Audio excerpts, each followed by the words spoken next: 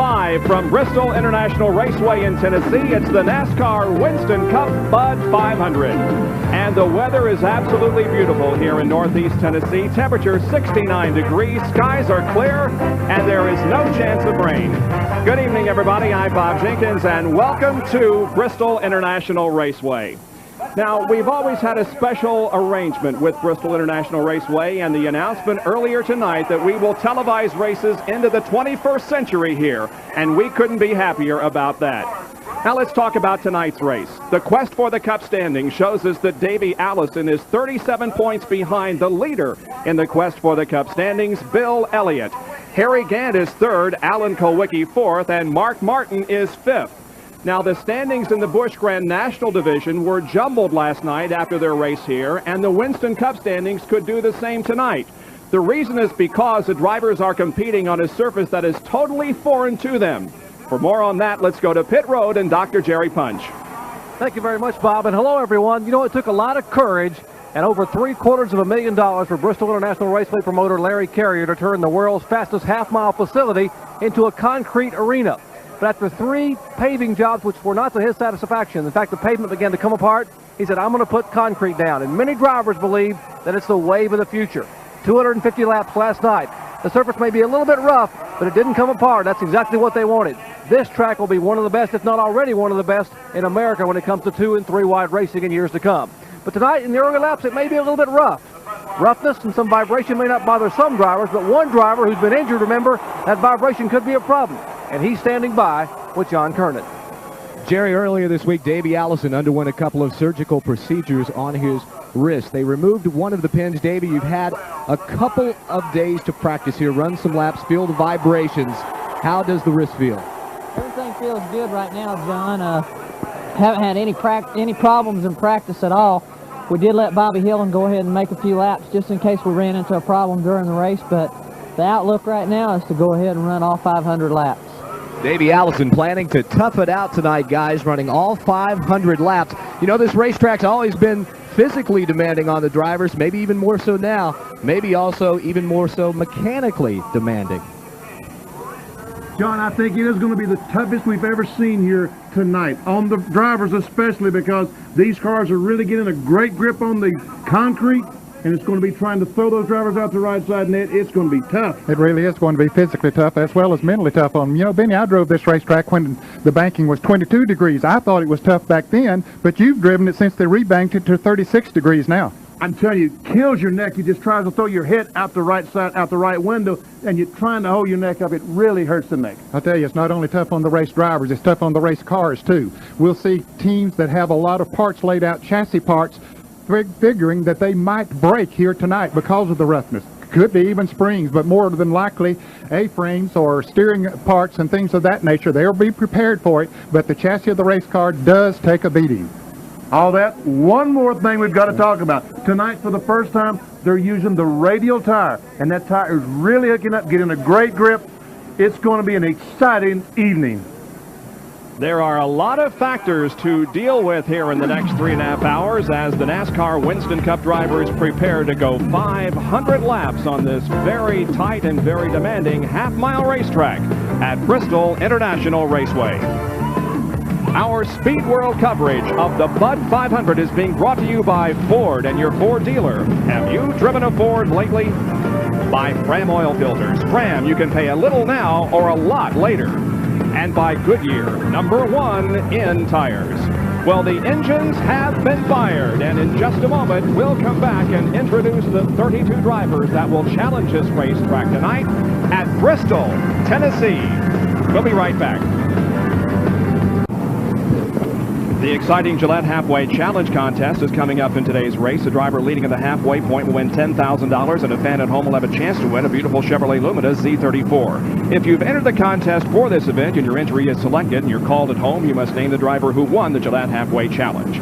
If you want to enter the contest for our next event, which is the Mountain Dew Southern 500 at Darlington, write to Gillette Halfway Challenge, Post Office Box 2246, St. Petersburg, Florida, 33731, 2246. You must be 18 years of age or older, and we must receive your entry by Saturday, September 5th to be eligible for next week's Gillette Halfway Challenge. Well, there are the cars lined up ready to go, and here is the die-hard starting lineup. A new event record from Ernie Irvin, 120.535. He'll start on the pole in the number 4 Kodak Film Chevrolet. Ricky Rudd will start alongside in the number 5 Tide Chevrolet. Going to row number 2, it's Brett Bodine in the number 26 Quaker State Ford, flanked by the Valvoline Ford number 6, driven by Mark Martin. Alan Kowicki, the defending champion, going for 3 in a row tonight, and the Hooters Ford will start in 5th position in car 7.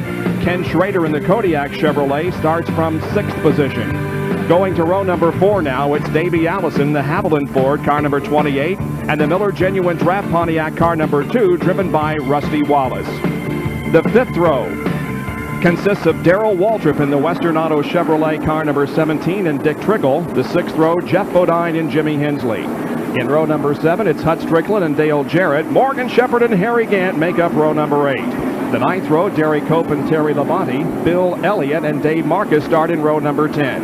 And as you look at the rest of the starting lineup, notice that Winston Cup defending champion Dale Earnhardt back in the inside of row number 12, and the rest of the field.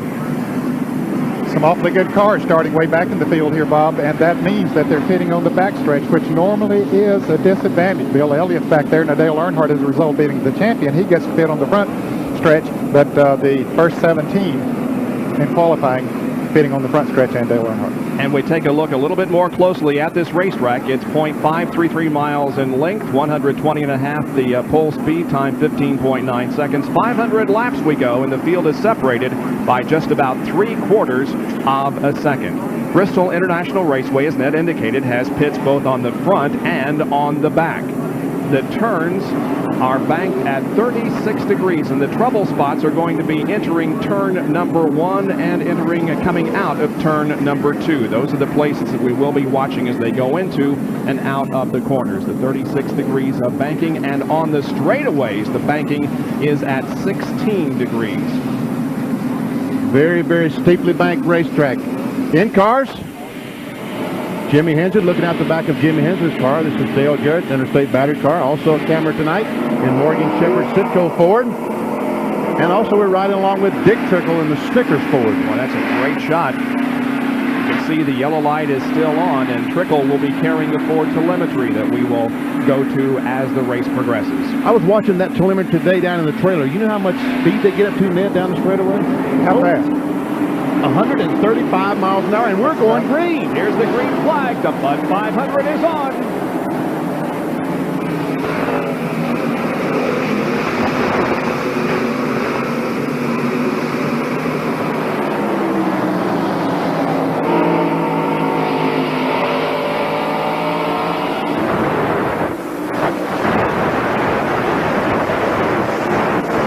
Got through the first lap without a problem. The leader is Ernie Irvin, and this is looking back from Hensley's car to Morgan Shepherd. And now back out of Morgan Shepherd's car and back to Derry Cope. And these cars are really zinging around this racetrack. I'm talking about 135 miles an hour down the straightaway. The slowest speed was like 106 miles per hour. Here it is. What a great picture. No kidding. From high overhead in our helicopter. Looks like a video game. Boy, everybody got in single file as quickly as they could because the inside groove is the place to be. The only car running on the outside there, too, Harry Gant. Now he's going to get back in line. He's running back at about the 18th position. Jimmy Spencer was out there as well. He's getting back in single file now, too. The low groove is going to be the place to be for a while, Bob. Ernie Irvin, the leader of the race. Ricky Rudd is running second, then Brett Bodine, Mark Martin, Alan Kowicki, Ken Schrader, Rusty Wallace, Davey Allison, and Darrell Waltrip. And the Chevrolets of Irvin and Rudd now pulling away just a little bit from Bodine in the Ford.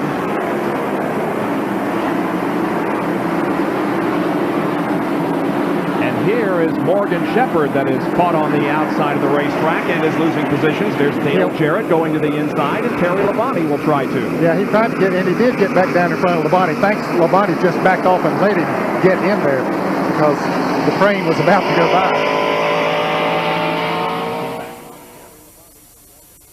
Go forward. Now that's...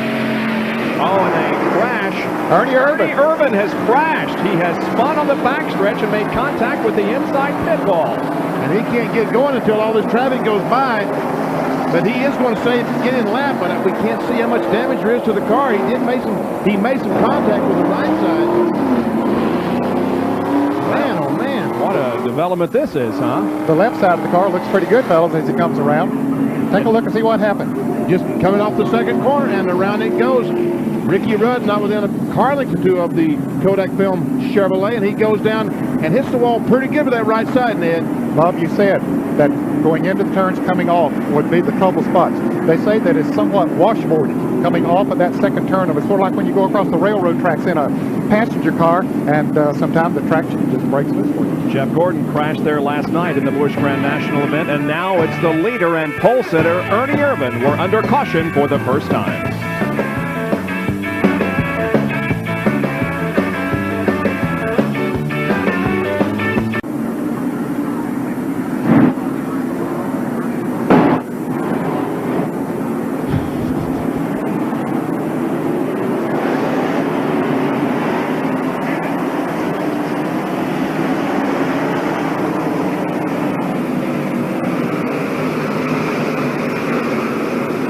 Has just taken the green flag for resumption of competition. Ricky Rudd is now the leader, and while all this is going on, Ernie Irvin is on pit road. The crew continues to work on that car. Ernie Irvin on pit road after an early crash. Jerry punches there. He came in to change right side tires, guys, and apparently the tie rod in the right front is broken. They're going to have to take the Kodak Chevrolet behind the wall and fix it. We're going to lose a lot of valuable time behind the wall here early at Bristol.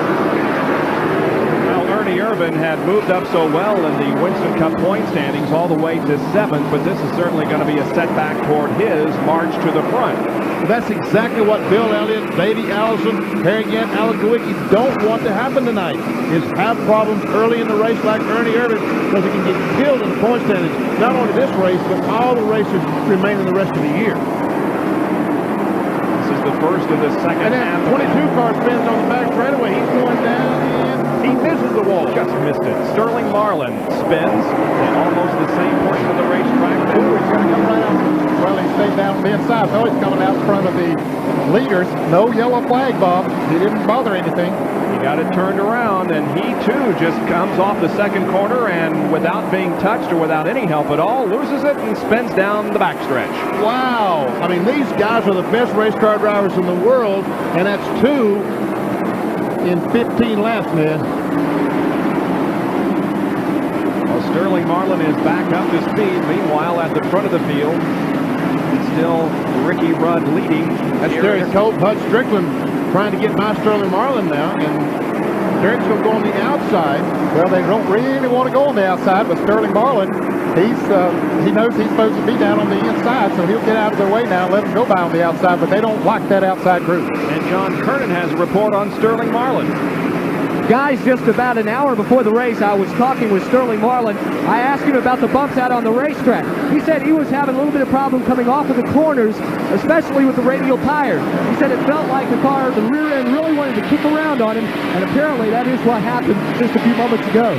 Perhaps with both him and Ernie Irvin, who spun in the same portion of the racetrack. Up front, it is Ricky Rudd leading this race. There we see, we're still watching Sterling Marlin. Oh, he and Dale Jarrett. Oh, and both of them spin down in turn 1. Kyle Petty goes around. Ooh. Well, Jarrett hit the wall. He didn't spin completely around. He kept going. Action-packed Bristol International Raceway, fans. And now the caution flag is out. Marlin has some damage to the rear end of that car. He's going to go to his pit on the backstretch. Everybody else that was involved kept going.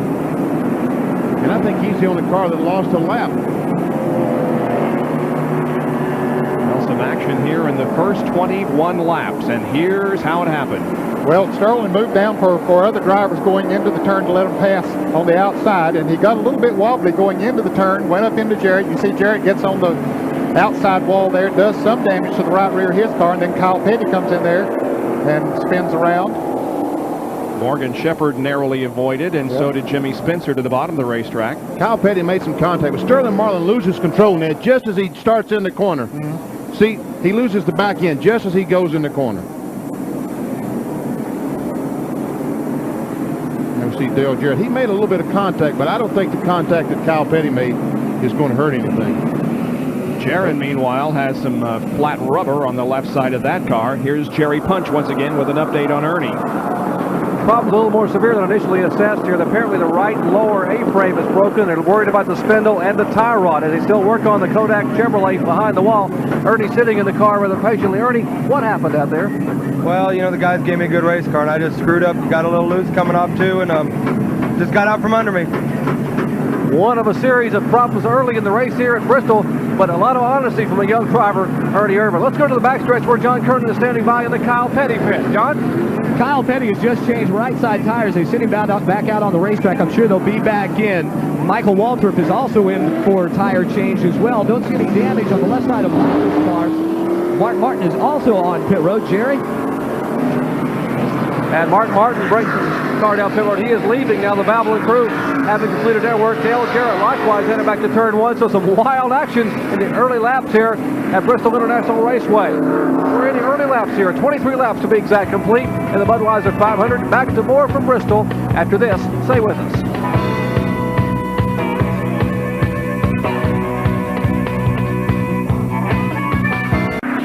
Okay. Didn't you think Sterling got loose and down in the corner, got the thing loose and had to go up the hill to catch him and right on the side of the pole?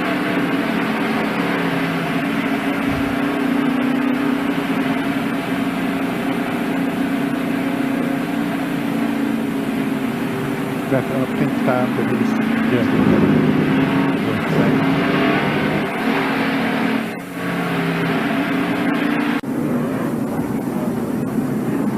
We're inside Dick Trickle's car looking back on the crash that just occurred. Sterling Marlin and Dale Jarrett. You can see them making contact, heading up the wall, banging off of it, and now we are going back to green flag competition. Ricky Rudd takes off. Dale Jarrett was on the inside. He pulled up alongside Rudd, but I don't think he can do that under the NASCAR rules, so he's now falling back to the end of the pack.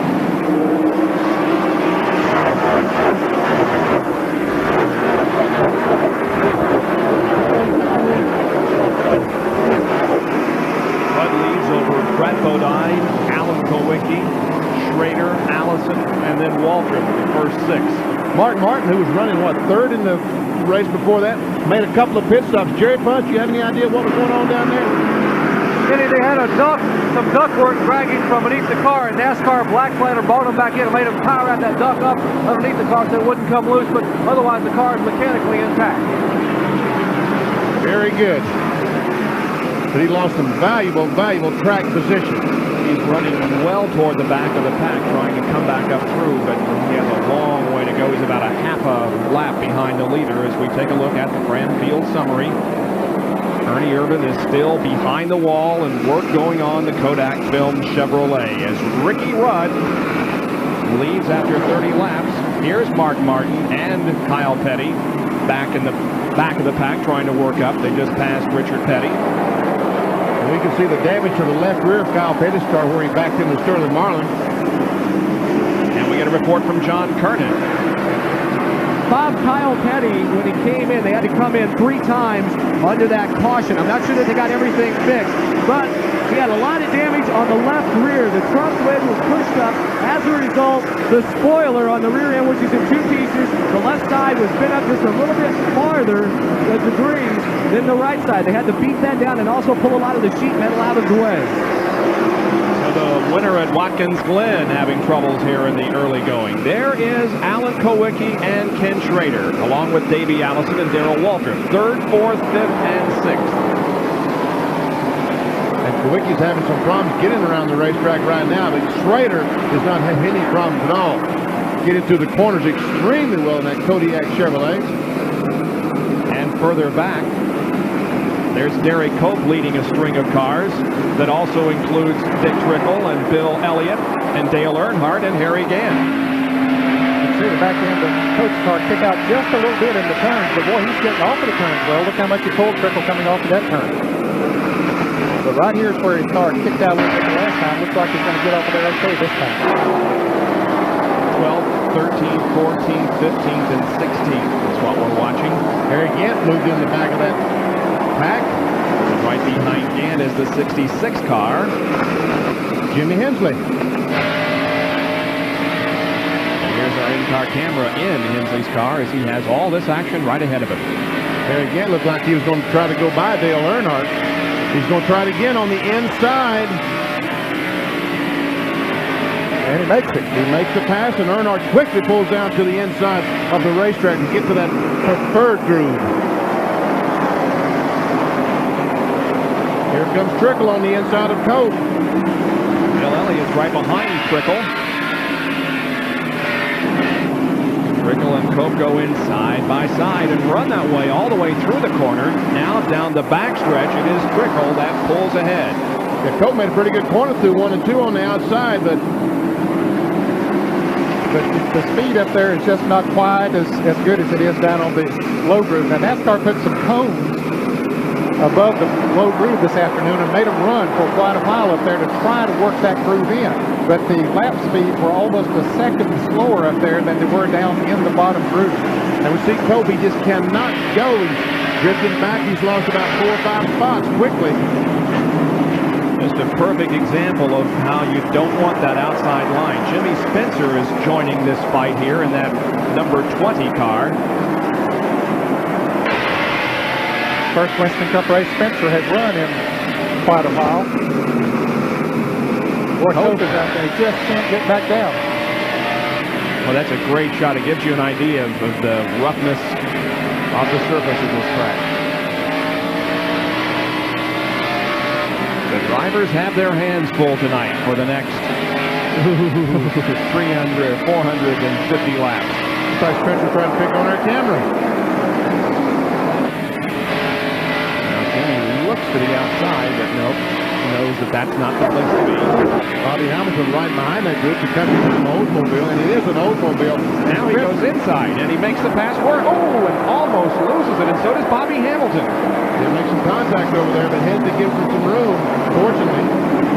There's Dave Marcus in the Kellogg's car, first race in car 41.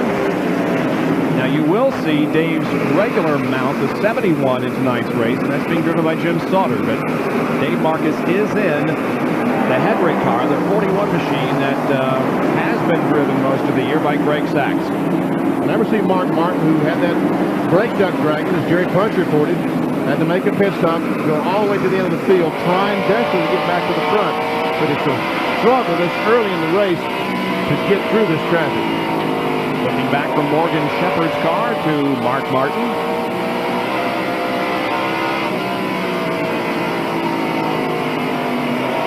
And running 20th. Mark Martin is 21st.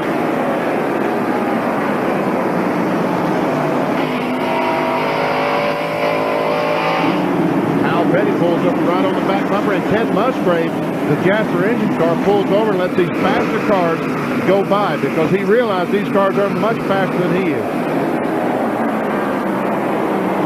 And as they do that, use that second groove, Benny, they'll eventually get it, I believe, to where they'll be able to run up there.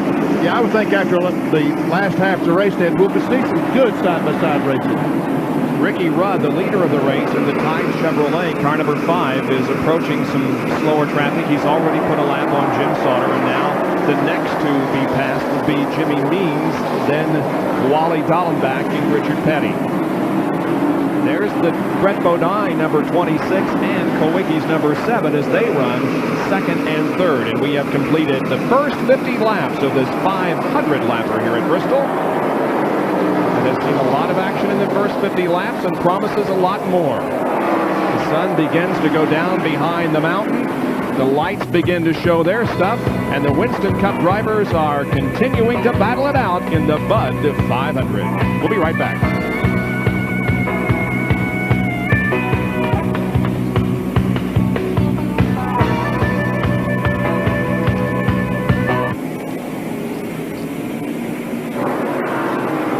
Yeah, I think we've covered everything adequately so far.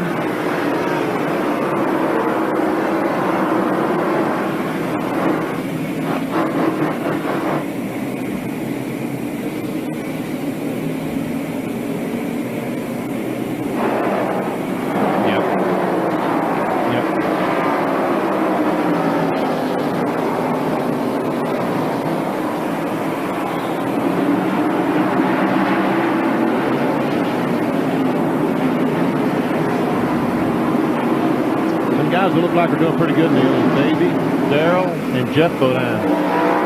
They caught the radar.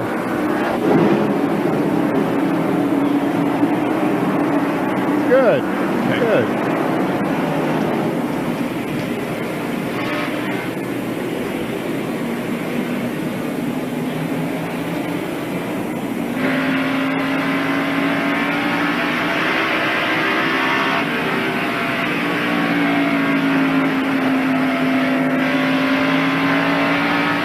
At Bristol International Raceway, we're riding in Dick Trickle's number 8 Snickers Ford, and here is the telemetry. Watch the RPMs in the upper right and the speed up to 129. Rusty Wallace directly in front of him. Go down the front straightaway, 131 miles per hour. Well, that's fast on a half-a-mile track. Sure is. Let's see how slow he gets down in the corner. 116, 105, 197 miles per hour. So this afternoon, with fresh tires on, 105 miles per hour. So we can see how the tires are slowing down. And Rusty looks like he's holding Trickle up just a little bit, but Trickle just can't seem to get the inside position. He may have it now. Now Rusty is 9th, Trickle. Let's see if he can pick up the 9th position. Trickle, as they go into turn 1, he will because of the lower turn. Trickle is now 9th, and Rusty slides up the racetrack and loses not only 1 but 2 positions as Dale Earnhardt now takes 1 away. Meanwhile, back 2nd, 3rd, and 4th, here's Bodine, Kowicki, and Schrader. Don't forget about 5th and 6th. There's Davey Allison 5th, Jeff Bodine in 6th. Now these guys are almost a half straightaway behind the leader, Ricky Rudd. All of a sudden, Rudd is just absolutely pulling away. Well, it's one thing that's certain he's running very well, but another thing that works to his advantage when he finishes the lamp traffic, of course, they're given the move-over flag, and he is able to get by them a little bit easier than the other guys maybe. And Jerry Punch has a comment on Ricky Rudd. A lot of concern, guys, about the cards notwithstanding the meeting tonight. So Gary Dehart, the crew chief of Ricky Rudd, has radioed Ricky to sort of back off a little bit on the pace, and thus Ricky is trying to back down the time a little bit, try to conserve the car here in the early lap at Bristol. Well, that's not an easy thing to do, is it, when the car's working so well, as obviously Ricky's is. That's one of those deals, the slower you go, the faster you get. There's the interval between 1st and 2nd, 3rd, 4th, 5th, and 6th. And as you can see, it is a nose-to-tail battle. 6 cars are running right together.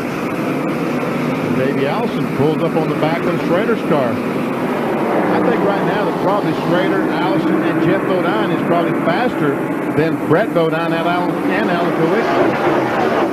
They're behind, and their job is to get in front. And that's why they call it a race.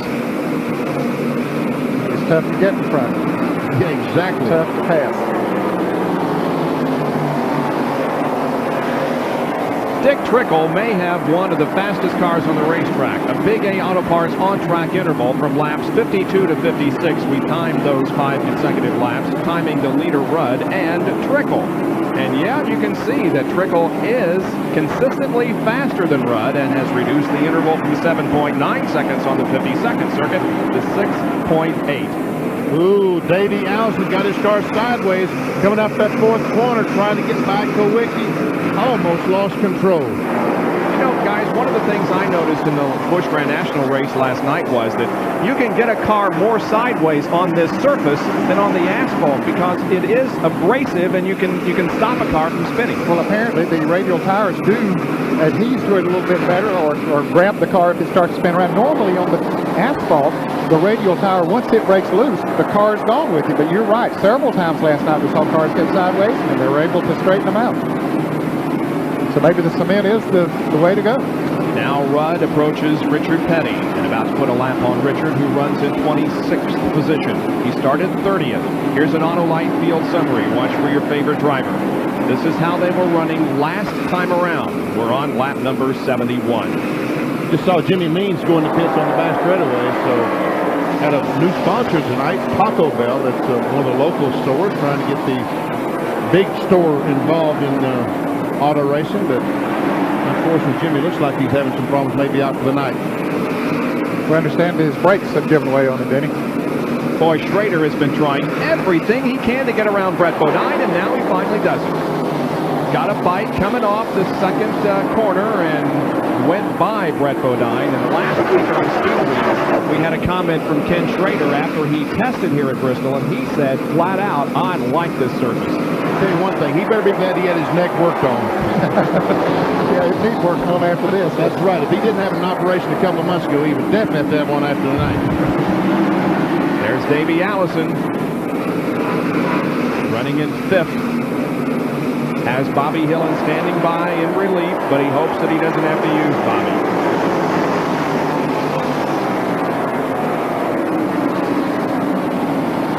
And there is the leader in Winston Cup points, Bill Elliott, and he has his hands full with Jimmy Spencer. Spencer just got by Dale Earnhardt just a couple of laps ago, and I tell you what, he is working on Elliott hard. Jimmy Spencer is another driver who likes this racetrack. Remember last year, he led a long time in this race in the Travis Carter entry before he had some problems. But That's right, he did. yeah, he was positioned to win. Of course, he was leading last night in the Busch race as well before he got in the crash with Morgan Shepherd. This is the Dick Barroso car. He goes inside of Bill Elliott, takes the position away as we go to pit road and John Kernan. The Dick Barroso crew running a Ford for the first time this week. Bob Renault has built a really good engine. It's their only Ford, their only Ford motor. Mark Reno, the crew chief, said the reason Jimmy drives so well here is he's not afraid of the speed. It doesn't intimidate him. Their strategy tonight, guys, let Jimmy run as hard as he wants, because he usually does anyway. That's true. He led in the Busch Grand National race last night until being involved in that crash with Morgan Shepherd, and he is running well here tonight. Now, Mark Martin and Dale Earnhardt are side by side. Martin taking that position away from Dale. Just a lap ago, they both passed Bill Elliott. I believe that would put Mark Martin in 11th, Earnhardt 12th, Elliott 13th. And there's Spencer running all by himself now. We'll time this lap. You can see the cars bottoming out as they go into turn number 1. There's a little bit of a dip there, and the cars just bottom out. No traffic in front of him, nothing to worry about. Well, he would have run faster had it not been for that car, so we'll see. Here he comes. There he goes, 17.8. So they slowed down considerably from qualifying, because qualifying was 16 seconds flat, so that's almost 2 seconds slower. Yeah, 1591 actually for Ernie Irvin, who set the record for this particular event. And speaking of Ernie, for you fans of Ernie Irvin, he is still behind the wall. He crashed early while leading, and they're trying to get the car repaired to the point that he can return to the action. Now we're going to time a lap by the leader, Ricky Rudd. He too is in clear traffic, so this should be a pretty good comparison between Ricky and Jimmy Spencer. Rudd off of corner number 4. That's about 3/10 of a second quicker than Jimmy. 17.5 seconds. Rudd is your leader. Ken Schrader running second, then Bodine, Alan Kowicki, and Davey Allison. 84 out of 500 laps have been completed here at Bristol International Raceway.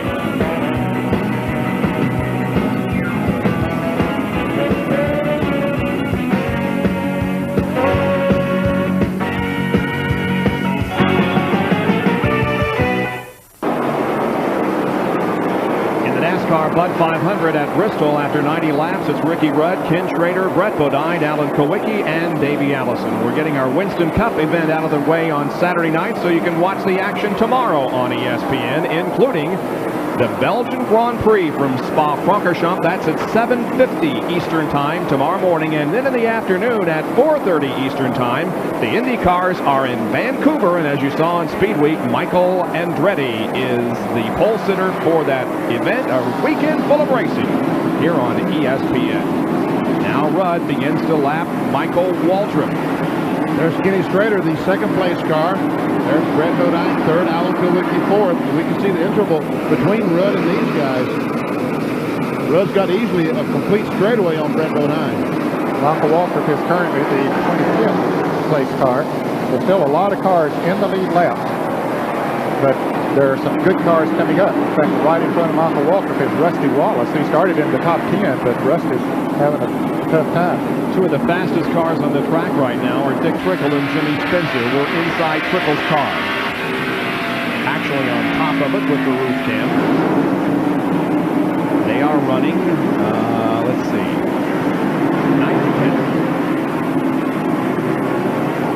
First car has really bottomed out, going down the turn. Well, so did Spencer's. A lot of sparks came from his car. I meant Spencer. I think I said Trickle, but I really meant Spencer. We're going to show you the snapshot from Jimmy Spencer. Started 29th. He has moved all the way up to 10th, and that is his highest position so far. His lowest has been 30th on lap 3, and Jimmy has not led a lap so far. That's pretty strong on a one-groove racetrack, isn't it, Ned? Yes, it is. It's very impressive. Another guy that's made a pretty good move up through there is Terry Labate, who started 18th. He's now currently running 8th up there in the middle of that track. Wally Dallenbach on the outside of Spencer. Here's Mark Martin, Dallenbach's teammate from the Jack Roush stable. Wally's left down.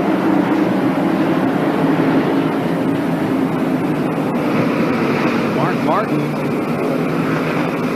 also doing a fine job. These cars are about 0.3 of a second quicker than the leader.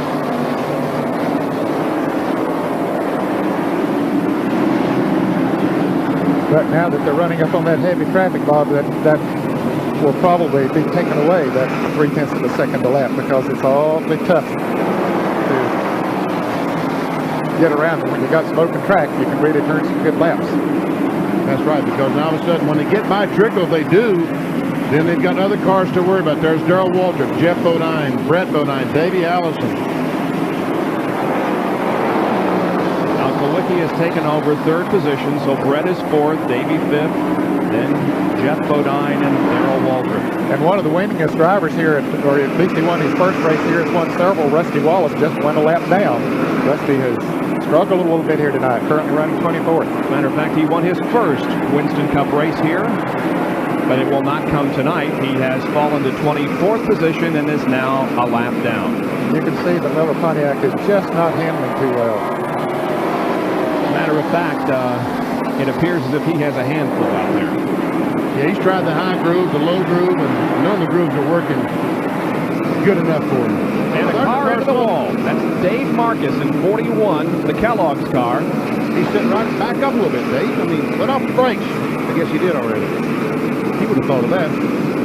He's on that portion of the track that is relatively flat there at the back end of the car and then the high banking. The cars come down and take the caution flag. Rusty Wallace and Michael Waltrip were hoping to get around Ricky Rudd, but he beat him back to the flag, so they did not get back to the lead lap. This caution comes on lap 103. It involves Dave Marcus in his first ride for this team. I see why he didn't roll back, because the left rear's been up on that car. Looks like pretty good. Back up the tape here and catch the tail end of it. He's already made contact with the first turn wall and now sliding down the banking.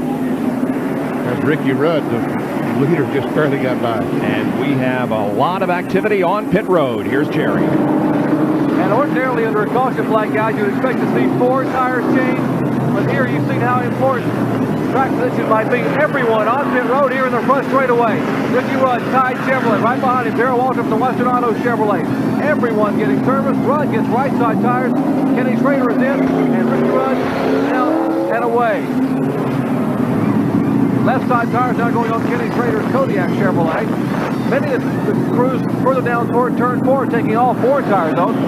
Now the back pitch is coming in. Remember, pitch will move the front straightaway. And the work in the front straightaway pitch is completed. And work now just getting started in the backstretch pits. The speed limit on pit road is 35 miles an hour, so it is a slow ride down pit lane, but it's absolutely necessary because of the closeness of the pits. Still trying to get Dave Marcus's car off the racetrack as pit stops have been completed here on the front stretch for the most part. And when the car is cleared, we'll be going back to more racing. 105 out of 500 completed here at Bristol. Back after this.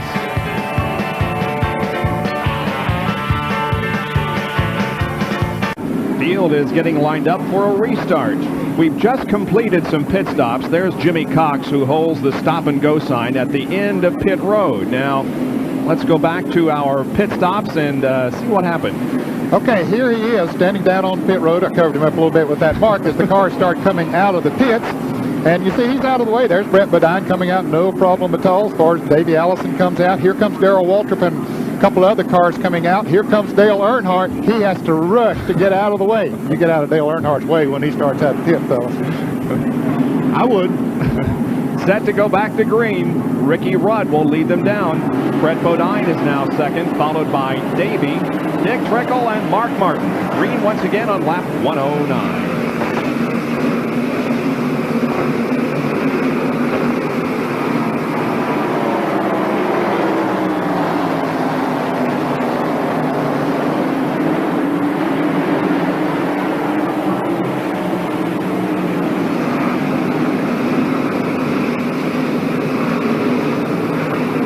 Wallace, who changed 4 tires, has made some adjustments, so he has visions of getting up there and getting his lap back. We'll see if that's a reality or a dream.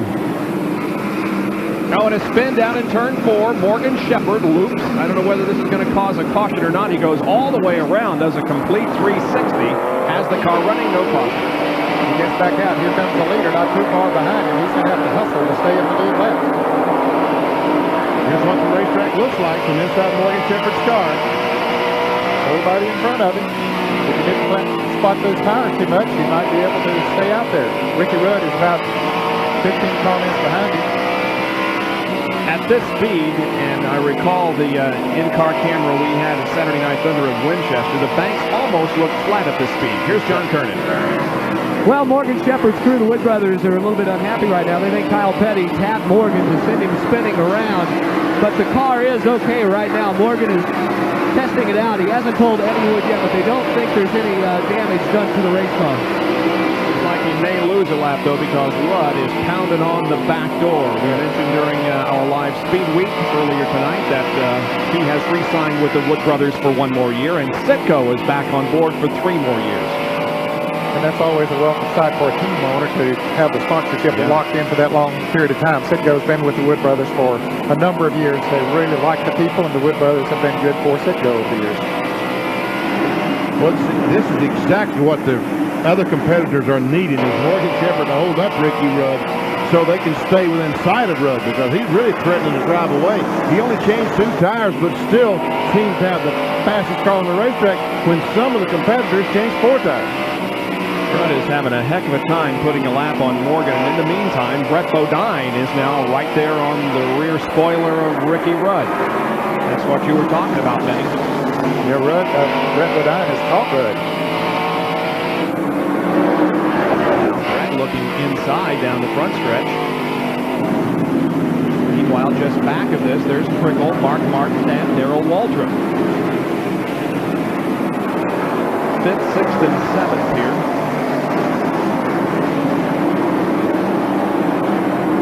Darrell Waltrip will be tough before this race is over, fellas, in my opinion. Waltrip has won 11 times. And a battle for the lead. Brett Bodine's on the inside of Rudd and takes that spot away. Here's Rusty trying to get alongside, can't make it. Meanwhile, Davey trying to get on the inside of Rusty Wallace. But Davey backs off going into the turn. Says it's too early in the race to be doing that kind of thing. A few laps ago, Morgan Shepherd. This is how it sounded and looked from his perspective. Yeah, sounds like you got tapped a little bit back there, maybe. Does a complete spin around, keeps going. And Rudd, those 2 tires that he changed in is starting to show up. It's showing up, definitely. Yeah, I think he needed all 4 tires, and I'm sure he realizes right now that he needed all 4 tires. Because it didn't take too long to get those right side ones heated up, because they were having to do most of the work. And now it's showing up. Jerry Punch? Ned, you're exactly right. Ricky Rudd is complaining the car is very, very loose on the racetrack, and as rough as this track is in the early laps here, you cannot afford to have a loose race car. Rudd's going to have to back off and maybe hope for another yellow flag and come in and get some fresh left side tires. Well, he's backed off to the point of falling back to 3rd position. He better not back off too much because the next 15 is not too far behind him. The next 5 anyway, 6. There's that bunch led by Dick Trickle. Earnhart's got things hooked up. He started very far back in the pack, but yes, he is moving on up through there now. Like he started 23rd. And finally, Brett Bodine puts a lap on Morgan Shepherd. He spent many laps trying to get around it. Look at this. And almost trouble for Terry Labonte. Apparently something has gone wrong with his car. He's coming into the pits. Well, he started into the pits and couldn't get in there. A lot of smoke coming from the car number 94. With some great action here from the racetrack. Waltrip and Jeff Bodine and Mark Martin. And Jimmy Spencer. I think Earnhardt was the winner in that deal because he came out ahead of all these cars. We can see him right up there. He's the front car in front of Dick Trickle. Or right behind Dick Trickle, I should say. In front of Darrell Waltrip. Terry Labonte did take his car into the pit area behind the wall, apparently out of the race. Labonte had moved up significantly from his 18th starting position, but is now behind the wall.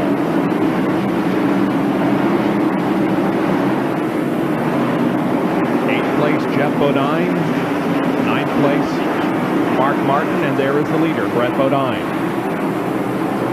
Second now is Davey, and third is Rudd. And Darrell Waltrip just got by Dale Earnhardt for the next spot. What is that, 5th? Yep. Has himself on the leaderboard. The scoreboard here shows the top 5. Speaking of leaderboards, Ned, boy, that guy can do some work, can he? But that is evidence of this was how they were running last lap, and it reflected there that Earnhardt was ahead of Waltrip, when in fact on that lap he got around it.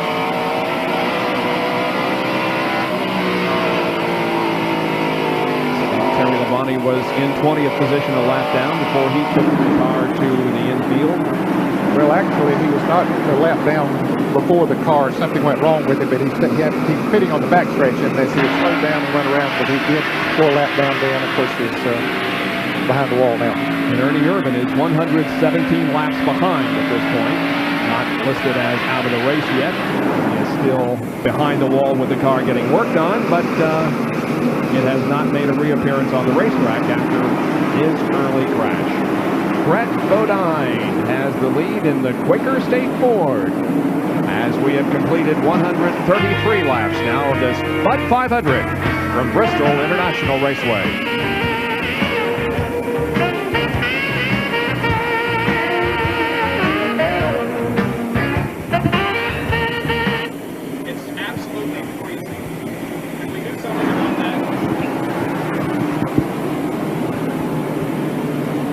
Okay.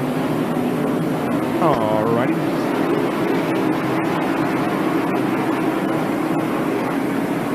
Darrell's trying on the outside, Ned. Yeah. See how that goes. Might be able to do it, certainly.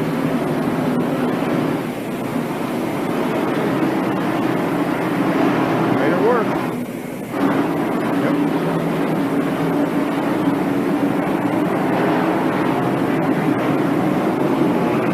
Darrell just went around to the outside. Darrell's about to pass Rudd, isn't he? Waltrip seems to think so. Yeah, I predicted as time went by there would be for him there. Sure did. Got Rudd.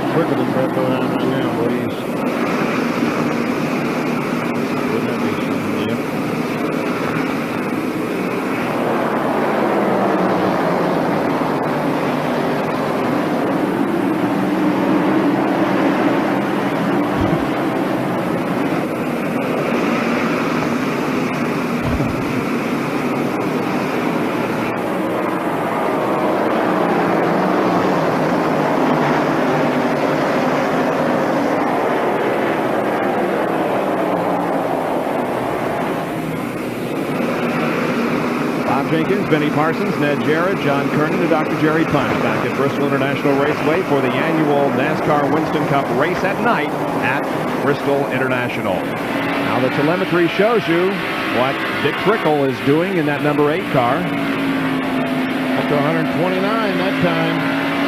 He's caught Wally Diamondback, and Martin's been on his rear bumper for the last 5 laps. And Jeff Bodine tries to dodge these guys. Here's Schrader trying to get by Bodine. They all backed off. Schrader, or rather Trickle, is running in 6th position as we watch him try to pass Wally Diamondback. And he does so, going into 3. And looky here, Davey Allison has caught Brett Bodine and takes the lead. He has passed Bodine. Davey Allison becomes our 3rd leader. I believe it's 3rd leader tonight, maybe 4th leader. The gentleman coming up fast, right behind them is Darrell Walker. New dad this week. Stevie had her Yes, baby that's right. on Tuesday, so congratulations to Darrell and Stevie, their 2nd girl. Sarah Caitlin Kearns Walker was born this week. Congratulations as Ned said to you two. Meanwhile, that battle rages on for 6th position. And Martin's on the inside. There's a slower car up there. Had to back off. Jim Sauter was there. He got down as low on the racetrack as he could out of the way, but Trickle's in the wall. Just a Did little you see that in-car camera shot of Trickle as he came off that corner? That's what I call sawing the wheel and fighting it. Man, oh man. And Trickle is slowing significantly. The right front tire is, and there goes Walter right by Brett Bodine. Just blew by on the outside. Waltrip has found himself a groove, fellas. We predicted that the groove might move up as time went on. Darrell Waltrip is helping to do that. See, he's up a half a groove right there, not even having to race with anybody. But when he catches the lap traffic, he just goes above him on the outside. No problem at all. See there, he's running just a little bit higher than Smother. Okay, there we see the contact between he and Martin, and into the wall he went. And Martin came off the corner and ran right up on the back of Trickle, nailed him in the back, and just got him out of shape. Terry just knocked the rear wheels off the ground, and the right front goes in the wall hard, and Trickle did a super job to save that race car. And so did all of these others back there do a good job. And while that was happening, we had a change of 2nd position as Darrell Waltrip took to the high road and passed Brett Bodine, putting that Western Auto Chevy into 2nd place. Trickle has been in the pits, and he is back out again. And the leader is Davey Allison, but now 2nd place is Darrell Waltrip. And Waltrip is coming. Man, he's closing up. Now we can see Trickle slowly. By the way, Darrell's new daughter was 20 1/4 inches long and 7 pounds 12 ounces. Now here's Harry Gant taking over 7th position from Ken Schrader. Where'd he come from? I don't know. Well, no, Harry was the 2nd round fastest qualifier. Didn't have a good qualifying time last night, but came back today in the daylight when normally the track's a little bit slower, and I think he qualified what would have been about 5th or 6th fastest speed. Started 16th. Once again, today's race includes the Gillette Halfway Challenge contest, $10,000 to the driver leading at the halfway point, and a lucky fan at home could win a new Chevrolet Lumina Z34. If you've entered the contest for this race and your entry is selected and you're called home, you must name the driver who won the Gillette Halfway Challenge to win the car. Now, if you want to enter the contest for our next event, the Mountain Dew Southern 500 at Darlington, a week from tomorrow, you need to write to the Gillette Halfway Challenge, Post Office Box 2246, St. Petersburg, 33731, 2246. You must be 18 years of age or older to enter, and we must have your entry by Saturday, September the 5th, to be eligible for the next day. Waltrip is the new leader. Did you see that while you were saying all those things? I did not. How do you do it? Just did it right up on the outside of that racetrack and moved right around. You need to go home and watch this on the VCR, because that was impressive. Very impressive. Man. Well, as we mentioned, Waltrip is no stranger to this racetrack. He has won 11 different times. His first victory coming here back in 1978. I tell you what, we need to... Oh, here we go. There goes Spencer by Jeff Bodine. And that would mean that Jimmy moves to 9th. Started 29th and is now running 9th. Pretty impressive.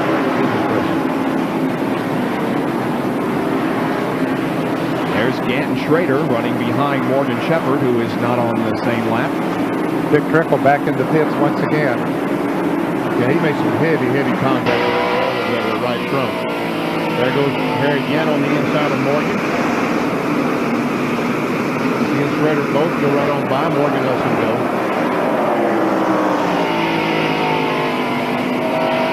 Boy, Darrell Walter, gentlemen, is in some very heavy traffic. He's working it okay. And here's Davey coming up on the outside of Rick Mast. Now Walter just runs down on the inside of his brother Michael. Michael gives him plenty of running room. Let's see if he'll do the same thing for Davey back there. Just Teddy moves down, let Darrell go. I tell you, Darrell working that high groove so well, the lap traffic doesn't give him quite as much of a problem. Tell you what, Darrell likes that being a new papa, doesn't he? He does. Well, I tell you. He said, well, you know, the grocery bill's going to go up a little bit. Then he's got college to look forward to and all that. So he said, better drive hard, make some money. Now Davey has caught up to Michael. He won't give him too much trouble. Ernie Irvin returns to the action after several laps in the pits. It's lap 163. Man, I tell you what. Here's Dale Earnhardt now. He has caught Brett Bodine, who is running third. Earnhardt is fourth, and there's Mark Martin, the fifth place car, in the picture as well. Lapping those same cars that we saw the leaders lap not too long ago. Just a few laps ago, as a matter of fact. Well, you got to take your hat off to Dale Earnhardt, who has moved up from a poor qualifying position. And you're right, Ned, that upper line, that upper groove is coming in. I think it'll be the groove that they'll be racing in here before too long, that they'll prefer as opposed to the bottom groove. You know, we didn't see that come in last night. The low groove was the place to be all night with the Busch Grand National cars. Here's Earnhardt taking over third position. Mark Martin moving on the inside of Brett Bodine will take over fourth position, shifting Brett back to fifth. And the big reason is the Busch cars are about 300 pounds lighter than the Winston Cup cars. When the Winston Cup cars go, they go into these turns faster, first of all, because of the horsepower they have and the momentum they have going into the turn, so it makes them drift up a little bit. So whether they're trying to work a groove in or not, they do it just inches at a time. And then when they start lapping cars too, they have to run up there. And so it's a combination of things that makes that groove start coming in. And that groove up on the top of the racetrack is drier right now. There's no oil, there's no water, there's no tire buildup. It's drier up there. They're able to get a better grip on that dry racetrack. And a race driver will search out the dry place on the racetrack. They'll find it. And that's why Davey Allison, Darrell Walter, Dale Earnhardt, Harry Gant, drivers like that are so successful in finding that groove is experience, being here time and time again. Here are the top 10. The race is being led by Darrell Waltrip. In second is Allison, then Martin, Earnhardt, and Bodine. We'll take a break and be right back.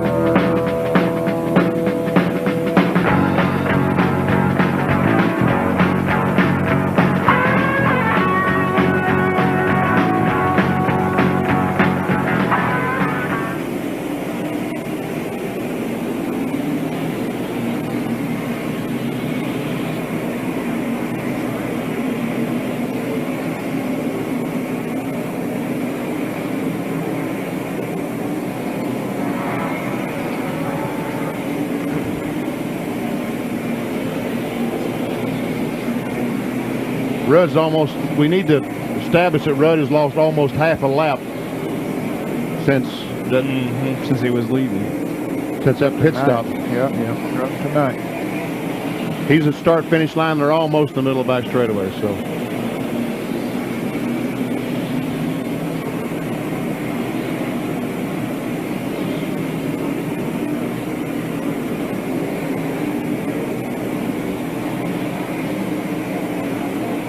It looks like he is, yeah, he looks like he's flying.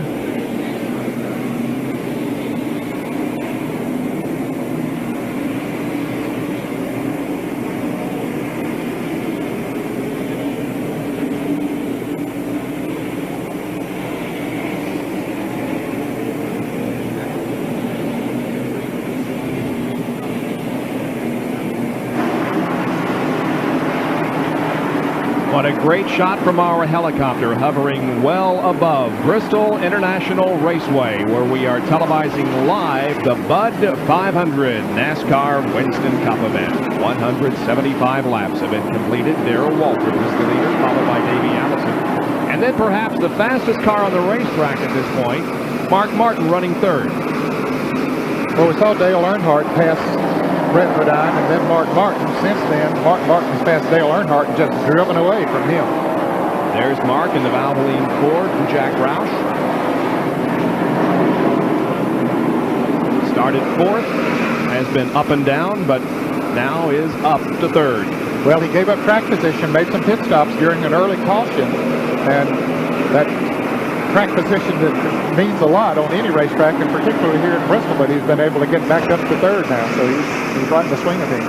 Yeah, he was fortunate that the black flag for the dragon brake duct happened early in the race, and he was able to fight his way back. Darrell running across some heavy traffic now. There's Hut Strickland, Derek Cope. We get a report from Jerry Punch on Dick Trickle's car. Fellas, what may have looked like incidental contact a little bit ago for Dick Trickle has turned into a lengthy procedure here back in the garage area. They have the car on the jacks, and what they're going to try to do is jack the frame that's been bent in the right front back into position. The A-frame's been bent, part of the front frame section has been bent.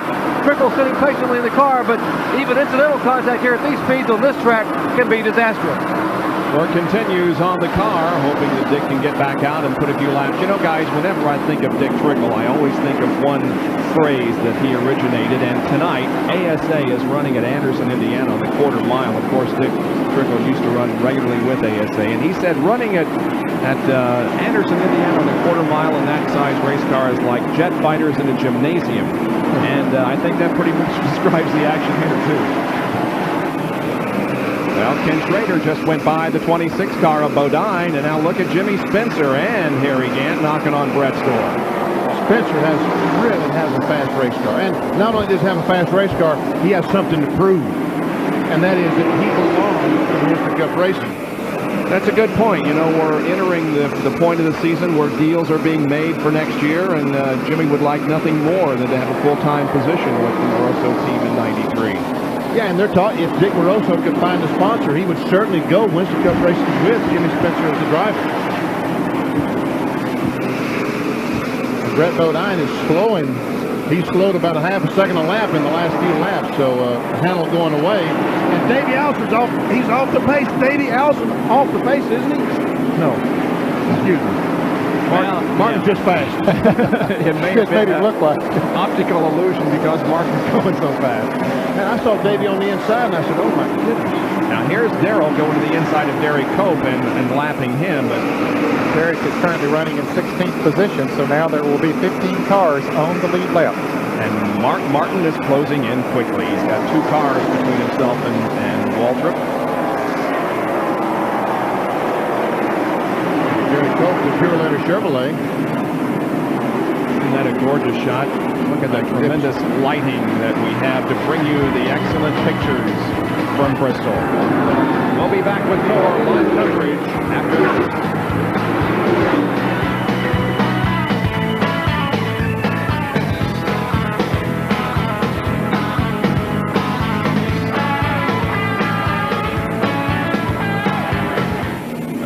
Okay.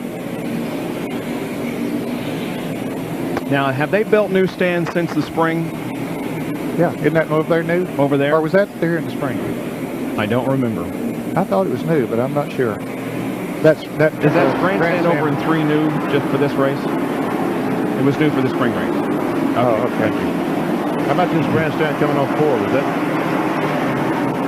Okay, so they haven't built any new races, just any new stands. I was thinking they did, but I don't know. Well, that's right.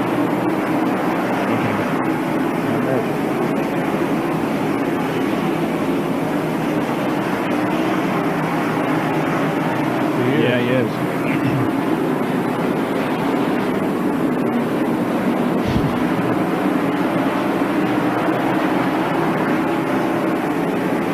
A record crowd has turned out to watch the Bud 500. 1992 style, and we have some debris on the racetrack. So we have no caution flag at the moment. It is at the end of the backstretch. Here comes the leader, Darrell Waltrip. But Mark Martin is now within a car length or two. Record crowd. Ned, I think you said that they sold out standing room in February. I called over here the other day for a friend of mine to try to get to see. I knew they were sold out of reserve seats, and I said, do you sell standing room only? And they said, yes, we do, but we sold out in February. They can't build enough seats to accommodate the people that want to come to see this race. Uh-oh, here comes Martin on the inside, Bob. Excuse me. Waltrip got a little out of shape, a little high there in the first and second corners. I don't think he's been running the high groove, but I think he wanted to get that high. Mark Martin's the new leader. You see Darrell Waltrip when he went in the third corner, waved Mark Martin by. Yep. He said, go ahead, man. There's still 300 laps to go. We're not going to fight over this thing at this stage of the race, surely. Watching from Morgan Shepherd's car, looking out back to Citgo Ford. You see Davey Allison back there. He's the third place car. Here comes another Autolite field summary. Earnhardt running in fourth and Ken Schrader listed fifth. Bodine brothers are running in the second five. There's Brett on the right and Jeff, left I should say, and Jeff on the right. But Ricky Rudd is now passing Brett Bodine. It looks like Jeff Bodine is going to do the same thing, or attempt to. He does. Rusty Wallace is lapped down to these cars, but he's a pretty good car right now. Yeah, he's doing better than he was earlier before he made the pit stop, which he said apparently they made some adjustments on his Pontiac. Watching the field pass by, and we'll zoom into Waltrip, or rather Mark Martin. And John Kernan has a report on Darrell Waltrip. Well, Bob, Darrell's crew had been clocking the progress between Mark Martin and how he was closing the gap on Darrell. They noticed Darrell slowing down just a little bit, Martin coming on pretty quick. Saw that Mark really wanted to take the lead. Well, they got down in there, and instead of getting himself into trouble trying to protect the lead, Dale Jarrett did the smart thing. Dale Jarrett now is in the wall. I'm not sure he made contact with the wall, but he did spin, and it will bring out a caution flag. He did make contact with the wall in turn 2, and so the caution flag flies for the fourth time tonight on lap 201. Okay, this is waiting for Bill Elliott. Bill was not too far from going a lap down. He is currently running in 14th position and is the last car on the lead lap, and wouldn't have been many laps until the leaders would have caught him. Here's the tail end of Dale Jarrett's incident in turn 2, sliding down the banking. You can see Bill Elliott's car right there, the red car going around. You see Waltrip on the right side of the screen, so not too far. Yeah, there is the contact with the wall. And Rick Mast going by and Ernie Irvin sneaking by. The leaders are coming in for pit stops. Here's John Kernan. Darrell Waltrip is in for a 4-tire change. If I was telling you the car had slowed down, that's because the car had gotten very, very loose. They're hoping to tighten it up right now with a 4-tire change. The first can of gasoline in. Mark Martin's further down pit road with Dr. Jerry Punch. And likewise, John, they've added a round of wedge. Split spring, you're watching 7 on the bottom of 6 on the top. They've already made an adjustment on the chassis on the Valvoline car. Here's Waltrip down pit road. Here's the Valvoline Ford, and Darrell Waltrip will win the race back to turn 1 with Mark Martin in second, Earnhardt third, and then Davey Allison fourth. Yeah, Darrell got out just a few feet ahead of Mark Martin. Crossed the line first at the end of pit road. And there's something wrong with the 26 car. He didn't get out, now he's moving again. Slowly off pit road is Brett Bodine. We're under caution for the fourth time because of an incident up in turn 2 with Dale Jarrett.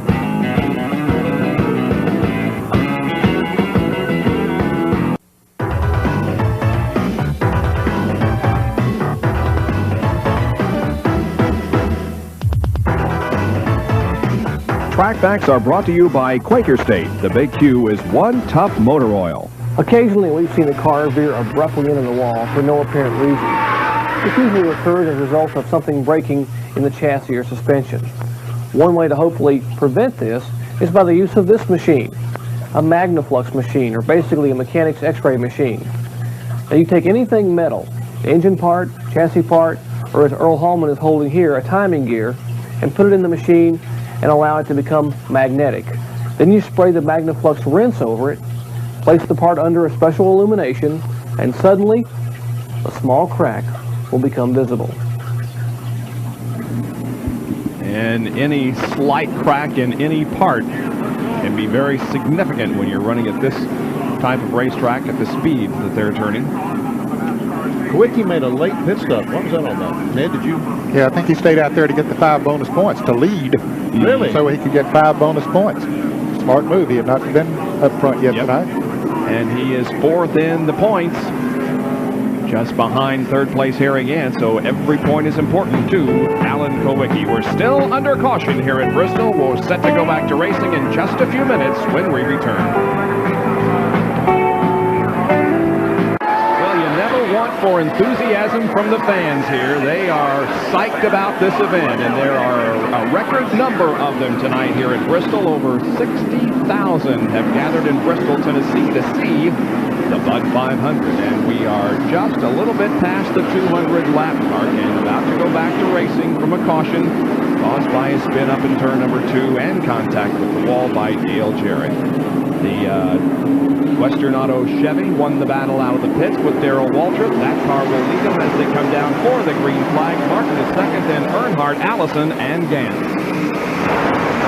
Yeah, Rusty Wallace trying to get his lap back, and he does indeed get around Darrell Waltrip. That does put him back in the lead lap. If he can stay out there, and if there should be another caution, he'll be back in this thing. We've seen Rusty Wallace do that before. So he's going to make up a lot of laps. And that car is running much better than it did in the early stages of this race when he fell back and lost a lap. He could get a break and have Mark Martin and Darrell Waltrip start racing for the lead. He is in 15th position. With him back in the lead lap now, there are 15 cars shown on the lead lap. Darrell Waltrip leads. Mark Martin 2nd. Dale Earnhardt is 3rd. Davey Allison is 4th.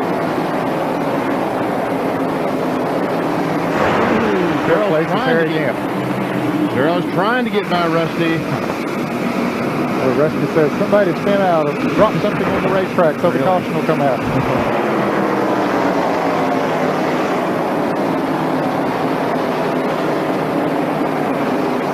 Darrell looks on the inside. Rusty just closed that door. Well, that's the run on it coming off of turn 4.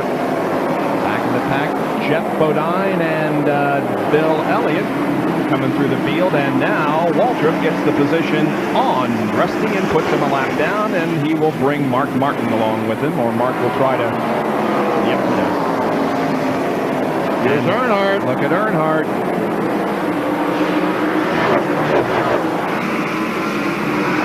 We may be shaping up for a confrontation between some of the guys we used to see battle. That is Earnhardt and Waltrip. Earnhardt, that these guys would catch on to this concrete racetrack before anyone else.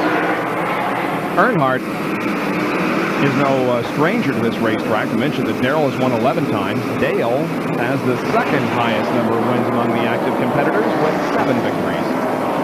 And now here comes Davey Allison, also passing Rusty Wallace. Looks like Rusty's car is only good for about 5 laps, Ned.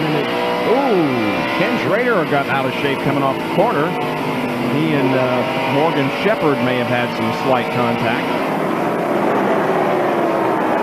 Now, Jeff Bodine trying to make a run on Schrader going into the turn, but couldn't quite get up beside him.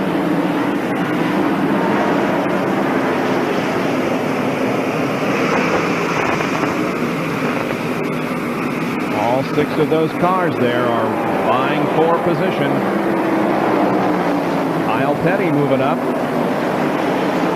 There's Alan Kowicki in the 7, and Elliott, of course, in the 11, and Rick Mast. And Davey Allison has caught Earnhardt and gets alongside. The crowd rises to its feet here in the main grandstand as they watch Allison go to 3rd, passing Earnhardt. You can just see the speed these cars carry as they come off the corner at about 110 miles an hour.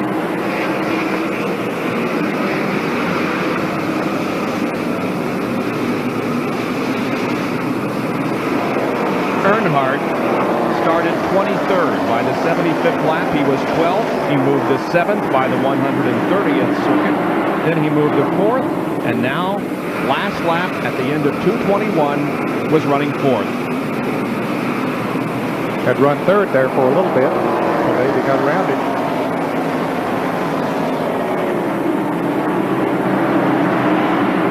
Earnhardt, 10th in the point standings.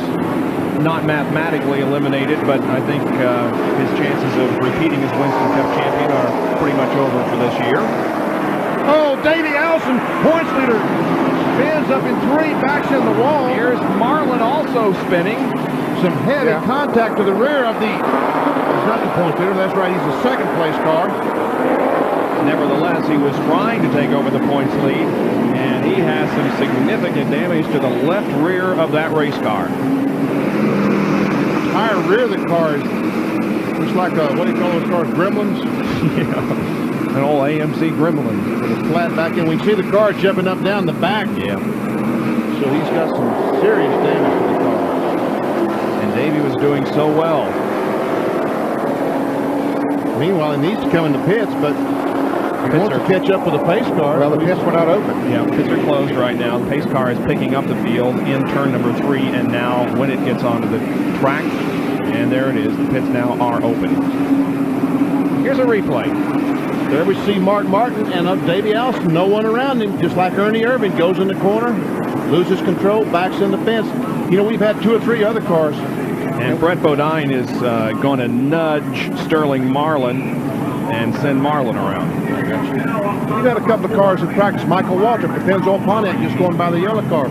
Crashed this afternoon in practice, and that is a backup car he's using. Also, Richard Petty crashed earlier yesterday.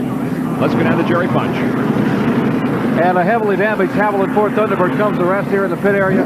The crew, when they saw Davey's car come by the first time, they went ahead and took off back to the truck and have come back behind pit row with very, very large spotlights to get the car ready to be worked on behind the wall.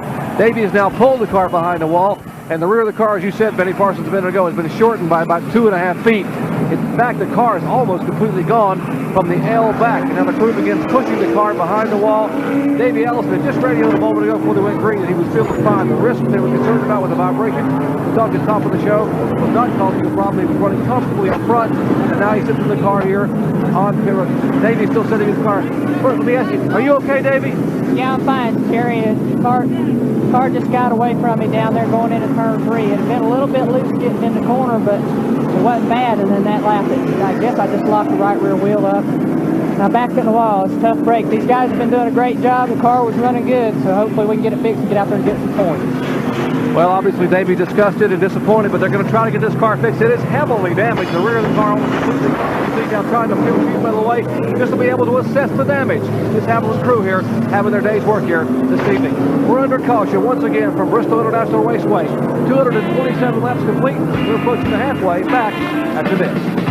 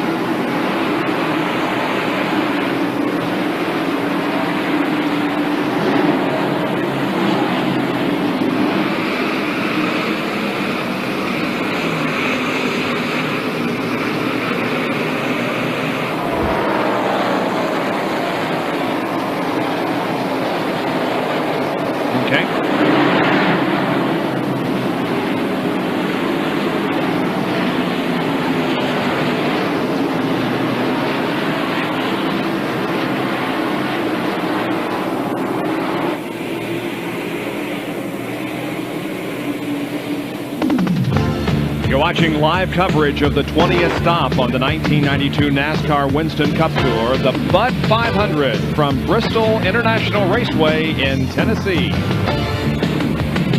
And our Speed World coverage is being brought to you by Chevrolet, the heartbeat of America, the cars more people depend on.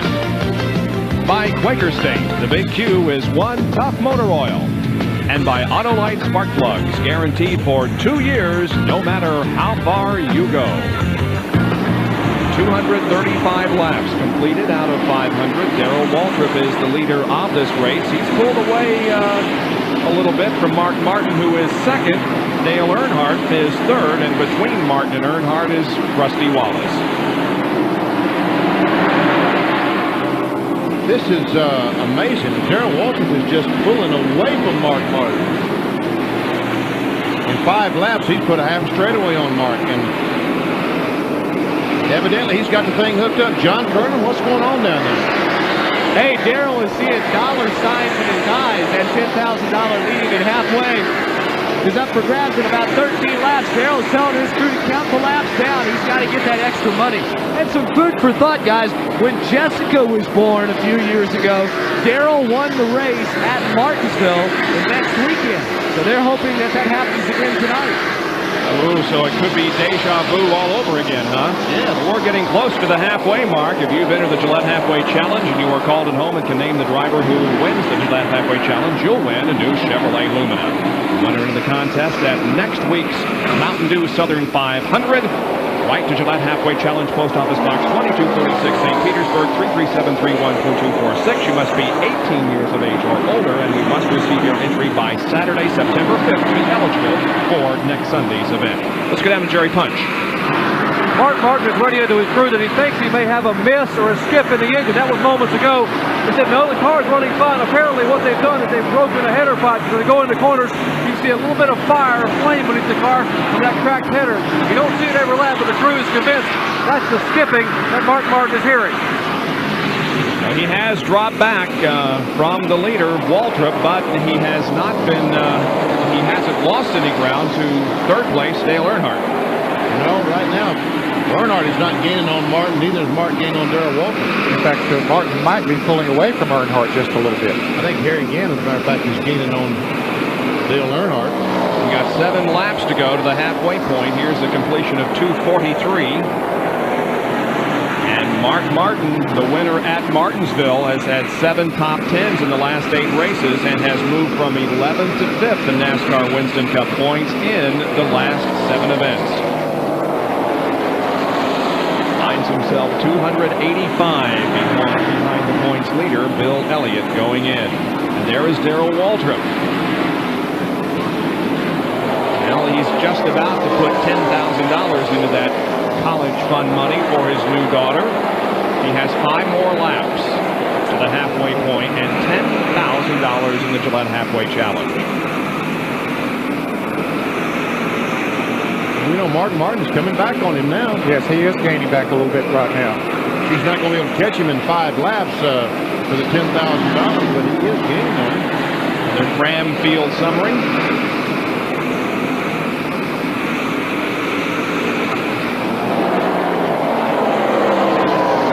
There are only 12 cars on the lead lap now.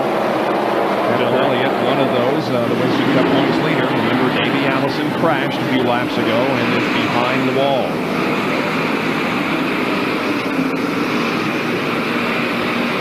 Davey 26. 2 more to the halfway point. There's Harry Gann and Brett Bodine racing for the 4th spot.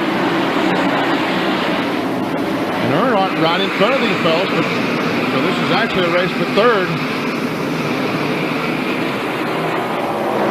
Of course, I think Harry Gant's a little bit more racer than Brett Bodine right now, because he closes right up on the back of Dale Earnhardt. All right, this time around will be the halfway point. 250 out of the 500 laps, and the driver that is going to collect the $10,000 in the Gillette Halfway Challenge is Darrell Waltrip. Waltrip is leading at the halfway point, and he was the leader of the halfway point in the April race here in Bristol. So if you're called now by the Gillette Halfway Challenge people in the next few minutes and they ask you who is leading and who won the 10 grand, you tell them Darrell Waltrip, and you will win a Chevrolet Lumina Z34.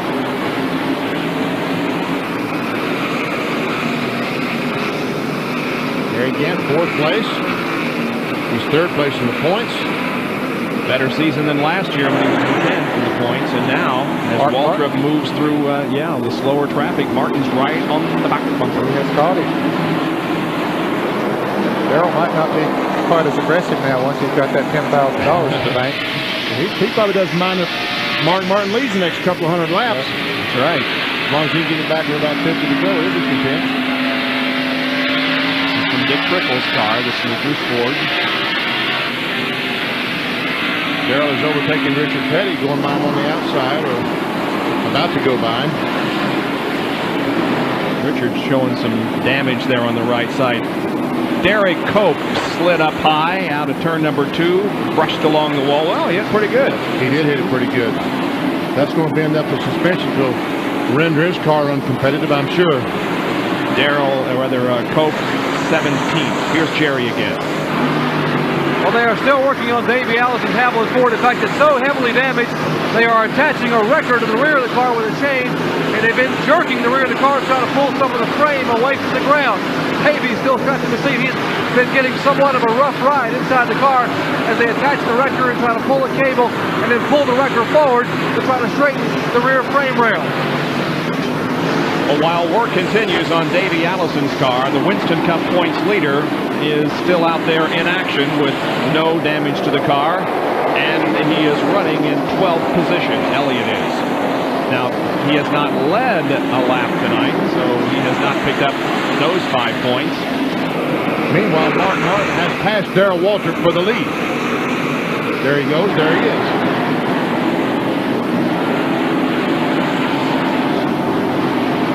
Man, action all over the place. We can't keep up with it. It's happening so fast we can't keep up. However, you can always count upon seeing it in replay. And this is how Mark Martin got the lead from Darrell. Going down in turn 1. Got alongside and just made it look easy.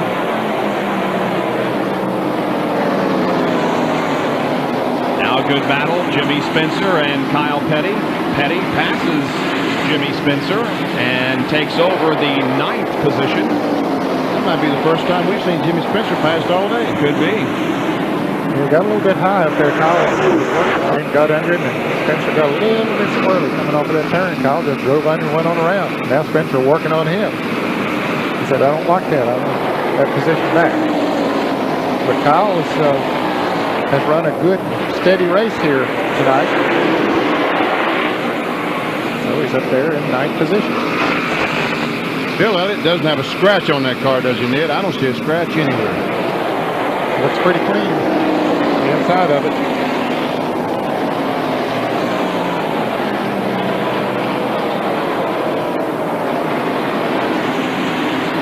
Another battle just a moment ago was the battle between Ricky Rudd and Jeff Bodine. Bodine picked up the spot from Ricky Rudd. And Ricky Rudd, since he was so dominant the earlier part of the race, has seemed to have lost the handle a little bit in the end. Yes, the car just doesn't seem to be working as well as it did. He was dominant in the first part of the race, but since they made the first pit stop, it just hasn't run that well. Now, I mentioned a while back that... Here's Mark Martin. Go ahead. Darrell Waltrip. Darrell's keeping him in sight. I don't think that Darrell's concerned about leading the race right now. Do you, Ned? I think that he's content to run his own pace. Yes. Mark wants to run a little bit faster right now than he does, and so he said, okay, you just go ahead and run as fast as you want to out there. I'll run as fast as I want to, but I'll keep you in sight. Well, let's take a look now at our Western Auto race recap. Mark Martin had led 11 of the first 260 laps. We've had 5 caution periods that have counted for 25 circuits, 13 cars on the lead lap, 7 leaders, 8 lead changes, and an average speed of almost 93 miles an hour. Those cars that have led and picked up 5 Winston Cup bonus points include Urban, Rudd, Bodine, Kowicki, Allison Martin, and Darrell. Now, only 2 cars officially listed as out of the race. Dave Marcus, who crashed, and Terry Labonte. There are several other, however, behind the wall. Tony Glover leads the Mechanic of the Year race from Western Auto with 407 points. Tim Brewer is second, and Donnie Richardson, Larry McReynolds, and Steve Meal. Standings in the Mechanic Bike of the Year competition sponsored by Western Auto. Well, those standings are very close. They sure are. Well, all right, Mark Martin leads. Just put a lap on the number 52 car of Jimmy Means. Second place, right behind him, is Darrell Walton. We'll take another break and be back with more after this.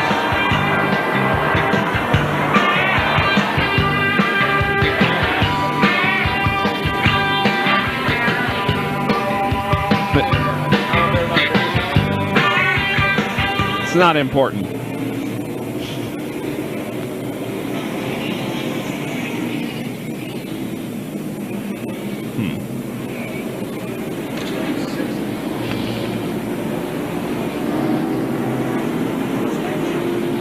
Well, Kowicki was not far from going a lap down. I see why he made that pitch. While we were away, we had our 6th caution. It came on lap number 273, and it involved Jimmy Spencer. You capping in turn number 2. Here's the replay. He's going down in turn 1. Actually, he loses control as he enters turn 1. And around he goes. Bill Elliott, the Winston Cup point leader, barely gets by, and no one else was involved in the spin. He didn't hit anything. There were a lot of pit stops following that, and look who won the race out of the pits. At the top of your screen, just off of corner number 4, keeping the car under 35 miles an hour, Harry Gant wins the race back out and across the line, and so he will be the leader when we return to competition, and that will be in one more lap. And I guess Dale Earnhardt was credited with getting out of the pits in 2nd place, Mark Martin 3rd, and Darrell Waltrip back in 4th. And we're going back racing the next time, next lap. Well forward with the furled caution flag and the one more sign and one more lap indication. Gant, Earnhardt, Martin, Waltrip, Brett, Jeff, Ricky, Kyle, and Elliott. That's the way they'll restart. Harry Gant is right in the thick of the battle for the Winston Cup at age 53. He's 135 points behind Elliott in 3rd position, and here's the green flag.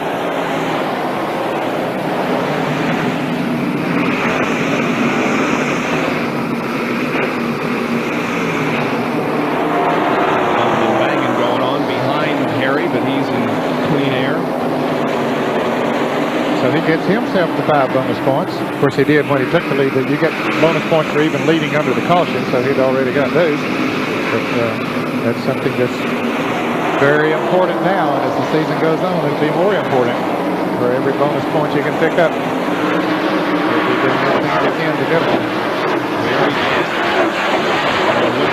Stretching his fuel mileage earlier this year, and he is in this points battle. What's your strategy in winning the title, Harry? Well, it's the same as just try to finish high as we can and stay on the track. We got to make up a lot of points. They got a long lead on us, really, and it's just a long way yet to go. And we just hope that we will gain instead of lose momentum. So that's our objective right now, is to try to keep whittling away or gaining some. To do so, you got to finish ahead of the competition. So right now, that's what we're trying to do, get a little better motor, a little better car to be able to do that with. And another crash, as Harry tells us about the possibility of winning the Winston Cup, and this one involves Rick Mast, and again, it's off turn 2 down the backstretch. He was in a big pack of cars that Kyle Petty had almost lost it coming off in turn 2, and the car is really backed up there in a pack, and I think Rick got bumped from behind. That's the way it looked to me. Now watch the far right. You see him in the black and white car over there. Richard Petty is the guy that did the bump. Just barely touched him and sent him around. And he goes down and makes contact with the inside wall, about like Ernie Irvin did at the start of the race. It was one of those accordion deals. Somebody probably well up front got on the brakes a little bit. Well, somebody just banged into each other. Kyle Petty got totally sideways between turns 3 and 4 in the middle, 1 and 2, I should say. And so the car did have to back up, and that caused all. Here's Davey Allison coming back up. Davey is back in competition. Now we'll show it to you again. Now this time watch the far left, and you can see that there are cars that are they let off the gas, and Richard, it's just one of those unintentional things. That what happened to Kyle Petty when it went in turn 1 on the inside of Derek Cope? and they ran across a slow car, so he had to back out of the gas and hit the brakes and almost lost control. And while he was safe, you're right, they just started jamming up behind him. Waltrip makes a pit stop. That'll cost him track position significantly. There are 11 cars in the lead lap, so he will be 11th. So Darrell takes the opportunity during this pit stop, during this caution rather, to make another pit stop. Back in a moment at Bristol.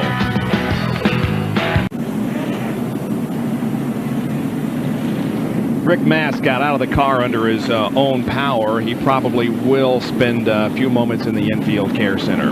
Richard Petty on the Fan Appreciation Tour. 59 starts here at Bristol and 3 wins. His last win was in August of 1975. 26 top 10 finishes, giving him a percentage of 43, and his last top 5 was in 1987 during this race when he finished in 5th position. Now, you'll hardly ever see Richard Petty without the sunglasses and the hat. Why is that? Well, here's Dr. Jerry Punch with this week's Petty Memory. This Richard Petty memory is brought to you by new STP engine treatment. Help stop engine wear before you start. The legend Richard Petty was made on the racetrack, but his aura can be seen in his sunglasses and patented cowboy hat. But where did they come from? My eyes are sensitive to light anyway, so I was wearing some kind of sunglasses. So I got to wearing these, and the wind, would keep the dust and stuff out from behind them. I mean, they was open, you wouldn't sweat and all that stuff. So it just got to be a more and more of a habit deal, and now the only time I take them off, I guess when I go to bed or take a bath or something like that. It's just got to be part of it. And the hat, I think, came about a little bit later on. I think it's not been going but maybe 10 years or something like that. One reason it works good for me at the racetracks and stuff is that when the Cognac people are talking to me and I've got on an STP hat, they don't get mad at me, or vice versa, Goodyear hat or whatever. You always got the wrong hat on with people you talk to. You wear this, you're not out of school either way. So it made it a little bit easier. And then I got in the habit of wearing it, and don't have to comb my hair, so that helps too.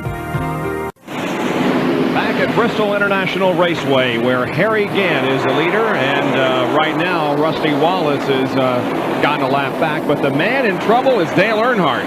Yeah, he was in second place when this race restarted, Bob, and he went into turn 1, went very high coming off of turn 2, and he's been up in the high groove ever since, and the entire field is going 9. He got off to a great start when they threw the flag. He went up and bumped Harry Gant like, get out of my way, I've got a fast race car, and then all of a sudden in turn 1 the car got high, and he is going to the back.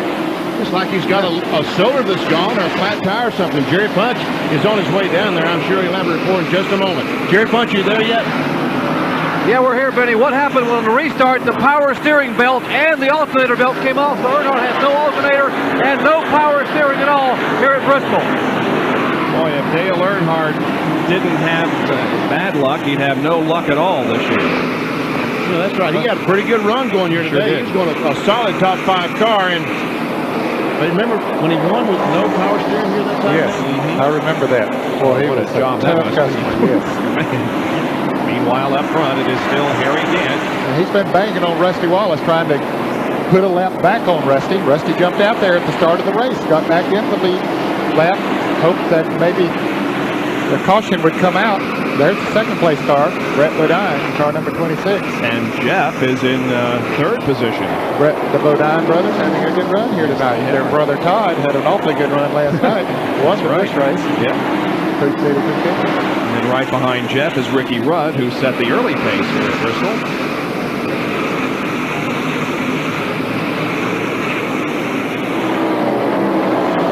Quaker State Buick, Ford, I'm sorry. Thank you for correcting me. I've called Hud Strickland's car a Buick forever, so. Oh, boy. Now Derek Cope is up on the high side. Here comes Kyle Petty below him, and Mark Martin. Kyle is running 5th. Mark Martin running 6th. We can see the damage to the left rear of the car. He crashed early on with Sterling Marlin. His car seems to be running okay. Here's Mark Martin, one of the better cars earlier on, and Alan Kawicki. Also, Darrell Waltrip made that late pit stop. He didn't like the set of tires that he had on. I was a report from the pits. He went in and lost that track position to get 4 tires that he had more confidence in. That's Ted Musgrave in 55 that everybody is passing. Ted is shown in 14th position. He is a lap down. There again, finally got by Rusty Ross. As we're watching this, Davey Allison is still on the inside of the racetrack slowly. There's Harry. There's Hut Strickland right behind him in the car number 12. Hut was in the pit for quite a while. I'm not sure we ever reported that. He had a brake problem on the Ray Vestas entry, and so he was in the pits for quite a while. In fact, he's being shown now back in the 25th position. Well, Harry won the most recent race, stretching his fuel mileage at Michigan International Speedway. And how about next weekend when we go to Darlington for the annual Labor Day event? Harry Gant is the defending champion there. But the man of the weekend will undoubtedly be Davey Allison, because he can win the Winston Million if he wins at Darlington next Sunday. And we'll have live coverage at 1 o'clock Sunday afternoon. $1 million if Davey Allison in the 28 car. It hasn't been done but once. That was 1985 when Bill Elliott won it. And the guy who did that was the points leader currently, Bill Elliott. And Elliott is currently running in 9th position. Kenny Schrader was up beside him trying to take that away, but he couldn't make it stick. Here's a Fram Field summary. There's Kulwicki. Darrell Waltrip. You can see them there 7th and 8th. Earnhardt in 11th place, but he's not far from going a lap down.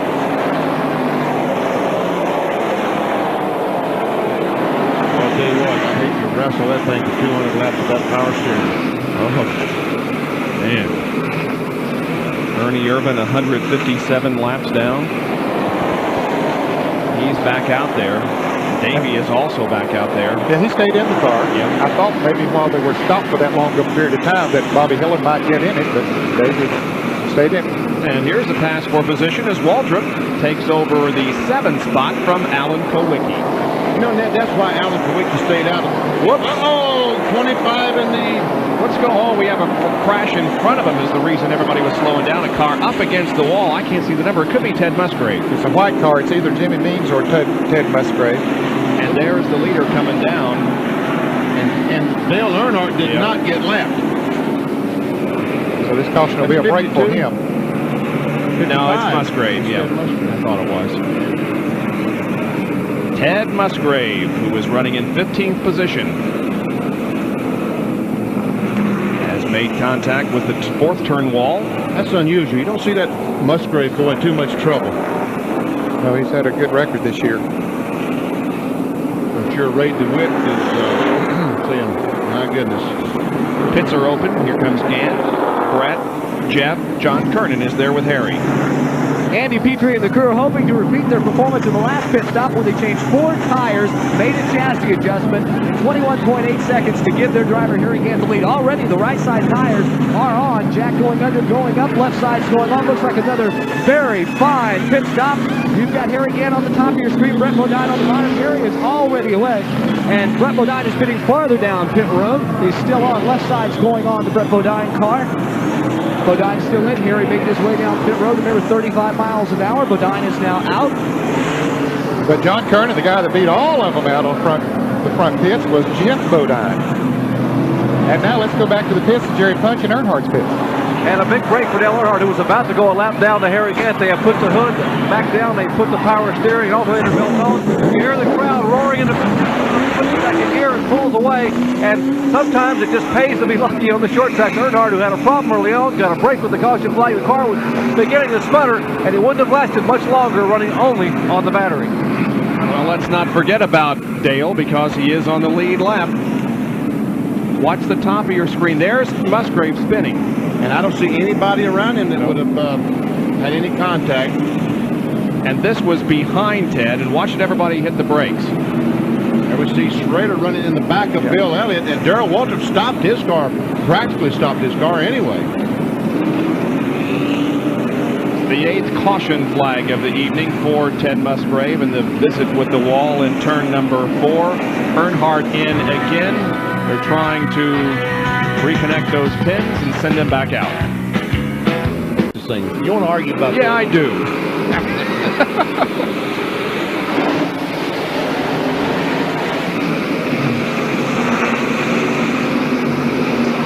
Musgrave looks like he's dragging the chain.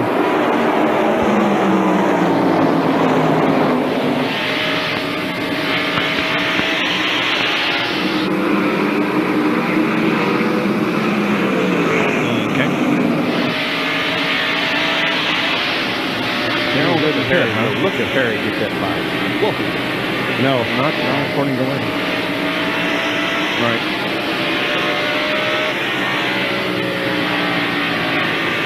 From Jimmy Hensley's in-car camera, the Phillips 66 in-car camera, we watch the leader of the race ahead. That is Darrell Waltrip. He did not make a pit stop on this most recent caution period. Now remember, he did make one a few laps ago, giving up a lot of track position, but now he's got it back. Dale Earnhardt now, they've got the belts back on his car, so he does have power steering and an alternator. He's trying to work up through traffic. There he is, right ahead of Derek Cope. And Jerry Punch can update us from pit road. Let me update a little bit. They were able to get the power steering belt back on, but they do not have the alternator belt on, so they're running with battery only. They could not get the alternator belt back on, but they got the fans going, and he does have power steering, so they're going to have to roll the dice and hope maybe he can make it the rest of the way on only the battery. He's in 11th place right now as Davey Allison comes in once again. Davey crashed earlier. He's out there just trying to get as many points as he can. Running back in 28th position, and now a good battle. Brett Bodine and Harry Gant for second, and there's Ken Schrader with them. That's Jeff Bodine, who's keeping track now, 15 car. And the car leading that group is Bobby Hamilton, and as we told you on Speed Week tonight, Donnie Allison has joined that team in a consulting capacity. Jeff Bodine did not change tires, did he, Ned, on that pit stop? If he did, they only changed 2, Benny, because he came out of the pits very quick. He might have just did a gas and go. The car sideways as he comes off the corner. Harry Gant changed all 4 tires, so he's a little bit faster than Jeff Bodine right now. He's having trouble getting by. Meanwhile, behind, here comes Brett Bodine. Take that spot away. Rudd's on the inside of Schrader. And while all these guys are battling for position behind, Darrell Waltrip has things to himself in the lead. Here's Harry on the inside. He's got to run. And he does it. Gant goes to second. We understand that Jeff Bodine did not change tires. He only took on gasoline. Last time around we saw Dale there. We see Davey Allison going out of the pits. The last time we saw Dale Jarrett going out, he cut another tire down and done the scheduled pit stop. So the not changing tires looks like Once again, the Bodine brothers are running together. Harry goes inside of Bobby Hamilton. Here comes Jeff. Red car is Jeff, the green car is Brett. Let me write that down. Okay. Red, Brett. No, Green, Brett. Okay.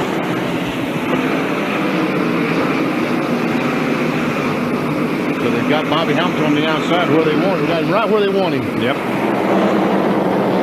Here's Kulwicki and Kyle Petty. They are 8th and 9th.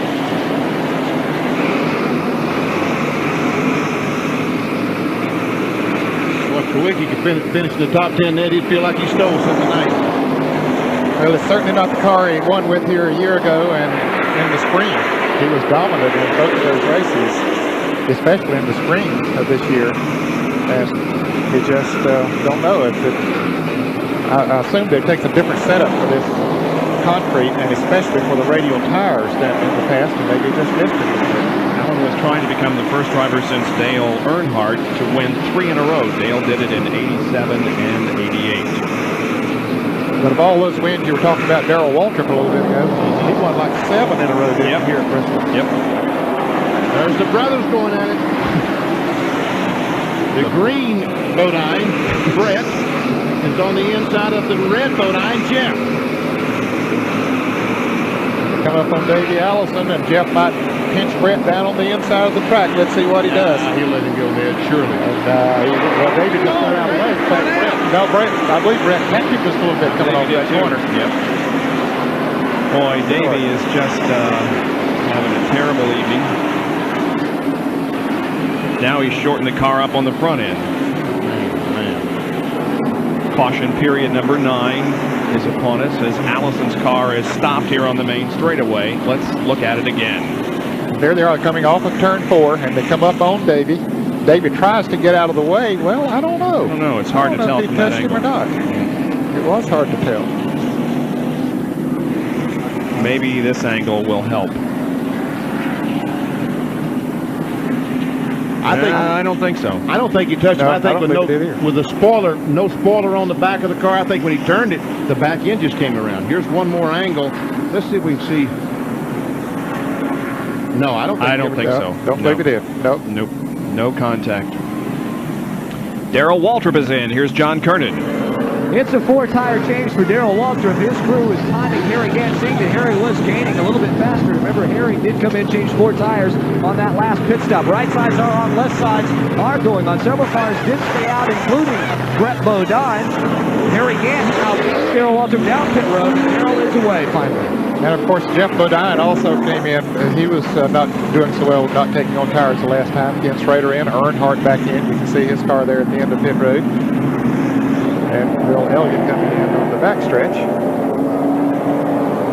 Wonder why Bill Elliott is pitting back there, because he qualified 19th, and they only had 18 spots on the front, so he had to pit on the back. Decided disadvantage to being back there because all the cars on the front get to pit, and then you got to go in pits after that, so you got to restart behind them. 169 laps to go in this race, as we are under the 9th caution period of the evening at Bristol International Raceway.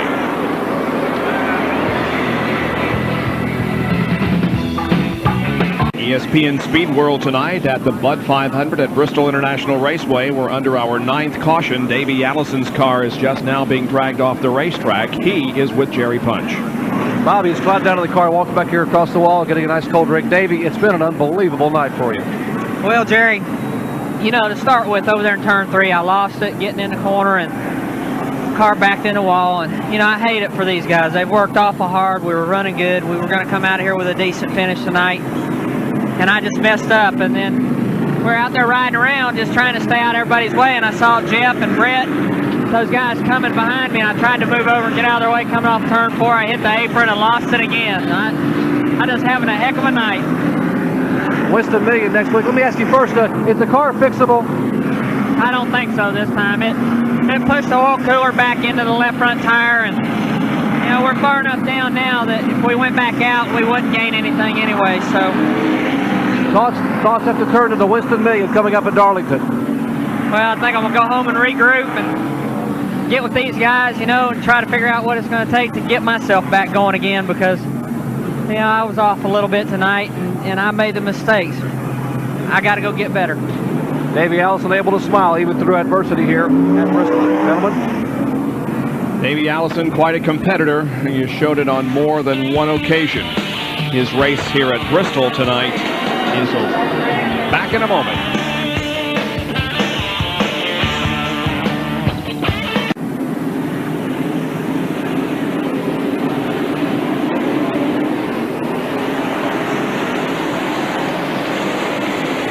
Just as you rejoined us on lap 340, the green flag comes out and we are back to racing. Brett Bodine is the leader of the race, followed by Ricky Rudd. Now Rudd is the leader. And here comes Rusty Wallace trying to get that lap back, still trying to get that lap back. And a crash out of, Harry Gant has crashed here on the main straightaway. Let's see. How about that? Rusty's going to race him back. Harry down on the middle of the racetrack. There's a groove up there. They can race back. Everybody else should slow down. And out in turn number 2, Alan Kowicki and Mark Martin have spun. And Rusty did not, as you indicated, get the lap back. And Mark Martin has some damage, some heavy damage to the rear of his car. He is backed in the fence pretty good, it looks like. And look at the sparks. Oh, the front's banged up as well. He's got damage all over the place. Now this is the incident here on the main straightaway involving Harry Gant. Watch the back. It looks like he and, was that Ernie Irvin down there? No, Michael Waltrip. I believe the yellow car just got together a little bit and sent him spinning around. Harry is still parked right there. His car hasn't moved. I think the rear end is really pushed back. It looks like sitting there as we see him coming off of the turn here. Another angle. You can see how it hits the wall. Boy, it gets up on the wall back there. Hard. And I think the rear end is certainly out of its normal position back there. Now, while that was happening out in turn number 2, this was going on between Kulwicki and Martin. Now, Betty just barely got through. Man. I don't see too much damage to Kulwicki's car. Well, certainly 2 cars that were very capable of winning this race have sustained damage. Let's go to John Kernan. Well, they're having a problem right now with the left front lug nut that fell off. Alan Kulwicki now pulling down. Like you said, it doesn't look like there's a whole lot of damage, just some sheet metal damage. They changed 4 tires. That was the only adjustment they had made. We will talk with Paul Andrews here in a moment to see if there is more of a problem with Alan's car. Harry Gant, yeah, he was going around. 6 cars gone behind the wall, the Mark Martin car, but Harry Gant is coming into the pits. He did get his car running, and so maybe the rear end is not as far out of focus as I thought it was. But there is Mark Martin, and they've jacked the Valvoline Ford up. Jerry, what's going on? Basically damage on all 4 corners of the Valvoline Ford, and Martin, not a very happy camper sitting in the car. The crew now begins to scurry over the entire front of the car, trying to pull some of the sheet metal away from the front area where it is pushing the radiator back in toward the engine. Steve Meal now using an air chisel to try to chisel some of the bumper area away. You take a look down the front of the car, and you see it beginning to try to peel some of the sheet metal back away from the front. They're just now trying to assess the damage of the car, pretty much pushed in the front and the rear, while Mark sits patiently watching and waiting for the crew trying to get him back on the racetrack. And they've assessed the damage on Kulwicki's car and have found that there essentially isn't any. But there is on Martin's car, and a lot of it. Well, we mentioned if Harry was going to have enough fuel to go the distance. He's got no problem now. Yeah. Anyone else who wants to go the distance, I think, will be able to make it from here. And we have seen several other drivers pit. Kyle Petty running on the backstretch, and here they're pushing the Skull Bandit behind the wall. Let's go back to the pits, Jerry Punch. Mark still sitting in the car, pulling his helmet off. Mark, what happened out there, partner? Jerry, I just messed up. I got into Allen or something there. I guess I just cut down when I shouldn't have. I couldn't see him. You're running awfully well. Do you think the car is pretty heavily damaged? Can you get back out? We're going to get back out, try to collect some points. You know, it's amazing down here, guys. These drivers are being extremely honest about when they make a mistake. That's a sign of a true professional. And Mark Martin sits in the car here. We're under caution. Yes, believe it. Yellow fever here at Bristol International Raceway. And we're under caution once again. Back with more short track action after this. Stay with us.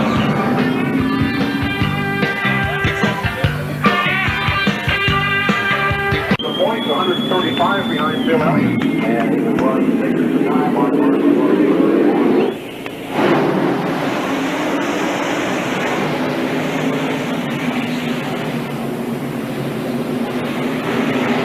Field is down the backstretch, having completed only 1/2 lap of racing under green. Ricky Rudd is the man at the front of the field right now, with Sterling Marlin and Hut Strickland right behind him, trying to get a lap back. Second in the race is Jeff Bodine. Third, Darrell Waltrip.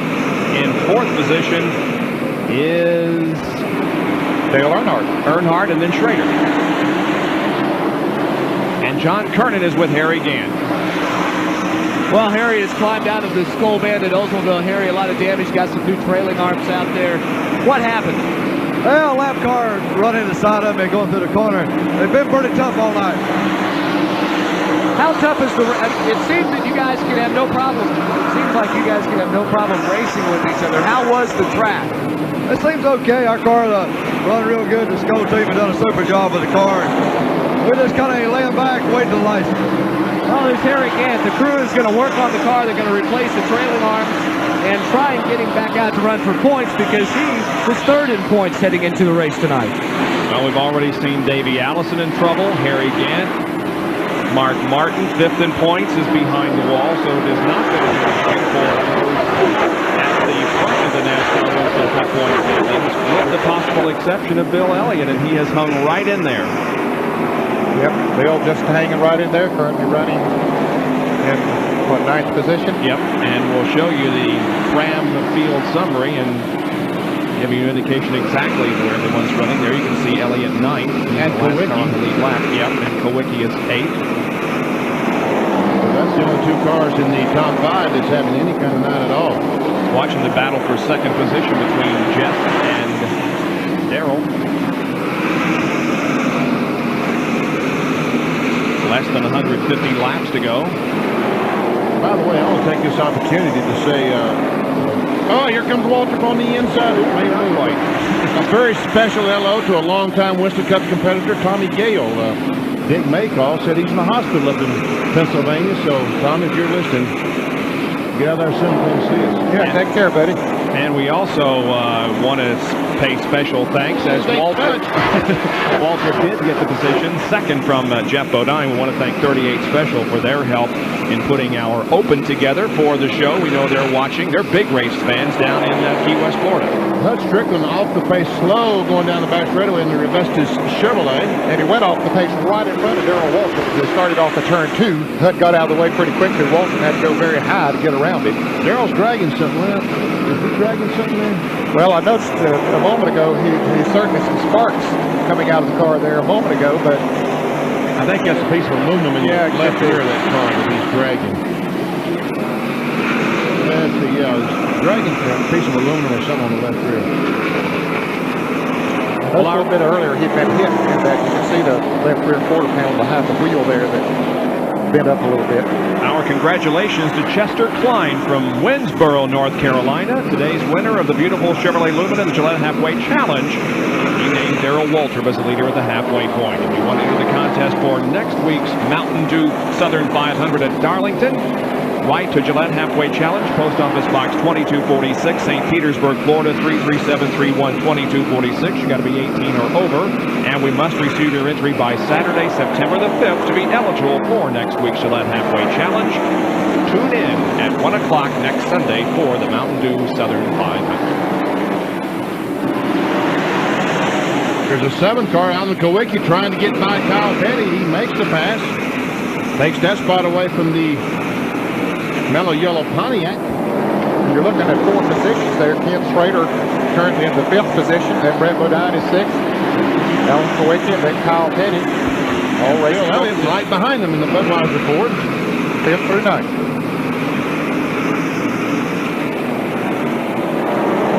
There's old Bill. Still doesn't have a scratch on his car. And looky here at this. Darrell Waltrip has just about caught Ricky Rudd. He has indeed, as Rudd has Sterling Marlin right in front of him. Waltrip closes in. Marlin got around Rudd a while back to get one of his laps down. He was 2, but now he has to put the pressure back on because Darrell Waltrip is there. So it's Rudd, Waltrip, Jeff Bodine, Dale Earnhardt, and Kenny Schrader in the top 5 currently. Last time Darrell won a race here was in '89. Last time Darrell won a race was at Pocono earlier this year.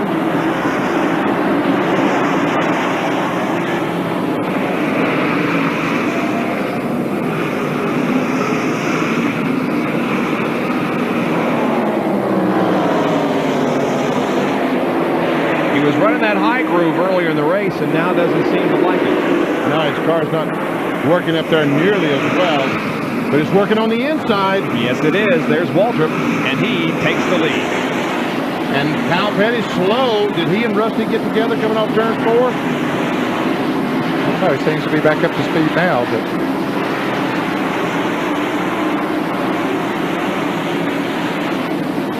take a replay. Here is Rusty and Kyle Petty right side by side. He and Alan Kowicki got together. Oh, yeah. And Kyle Petty, what a great job he did in saving that car. There's one of those situations, Bob, you were talking about earlier. The car got completely sideways, and he was able to hang on. A year ago, that car would have gone on around. It would have been gone. Yep. So that cement seems to have an advantage in that respect. I believe we'll hear some drivers be complimentary after this race tonight. Well, you got to take your hat off to Larry Carrier, the owner of this track, because he knew that he had a problem with the asphalt that just would not hold under the weight of the car and the speeds, and so he knew he had to do something, and he came up with this idea of concrete, and yeah, I think it will be applauded in the days ahead. Well, Clay Earls, the folks up in Martinsville, did that originally, 10 years ago, I guess. In the turns, yeah. In the turns, but never has it been done on banks like this. Martinsville bank's about 8 or 10 degrees. Darrell Waltrip has fought his way to the front, and our Big A Auto Parts on-track interval will document that, comparing him and Ricky Rudd, who was the leader from lap 358 to 362. Darrell cut the interval from 1.7 seconds on lap 358 down to 0.6 on lap 362 before he took over the lead from Ricky Rudd. Mark Martin's back on the track now, but many laps down.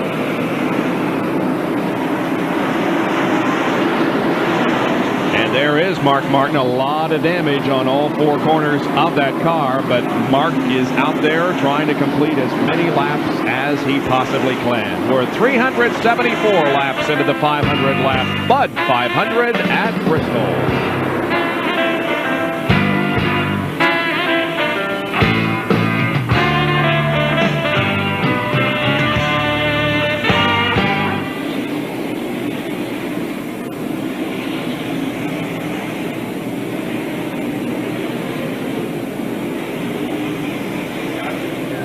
It's a piece of aluminum. We talked about it there a little bit ago. Yeah.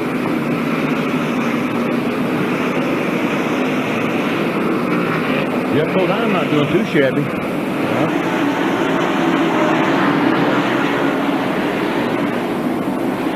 Working on Rudd.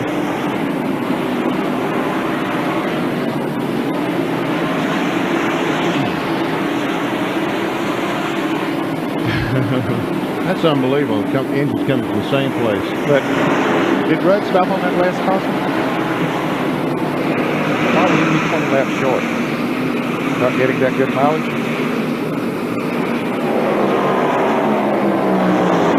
Darrell must really be riding right now.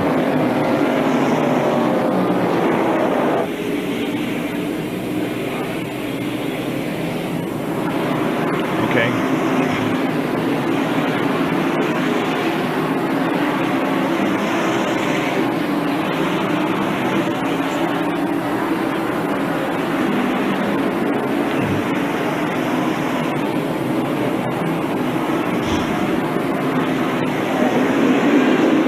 We are back at Bristol, and this sign shows a lot of class and a lot of ingenuity on somebody's part. Look how they have put the ESPN letters together with East Tennessee send hope and prayers to everyone needing help due to Hurricane Andrew. And we certainly back up that statement and hope that everything goes well in the days ahead as the people of South Florida put their property and their lives back together. You certainly have to feel for all of those people that lost their homes. That's an unbelievable situation there. Yeah. Those of us who don't live down there cannot imagine how bad it was and is, but we do certainly think about you. Looky here, old Dale Earnhardt is back in the race. Earnhardt is back. He has caught Jeff Bodine and trying to take that third spot away, and Bodine had caught Ricky Rudd, so I think if Earnhardt can get in front of Bodine, he'll be able to pass Rudd. While we're watching that, Brett Bodine was going backwards as Kyle Petty and Bill Elliott got around him. There see Kyle, Bill, and Brett Bodine.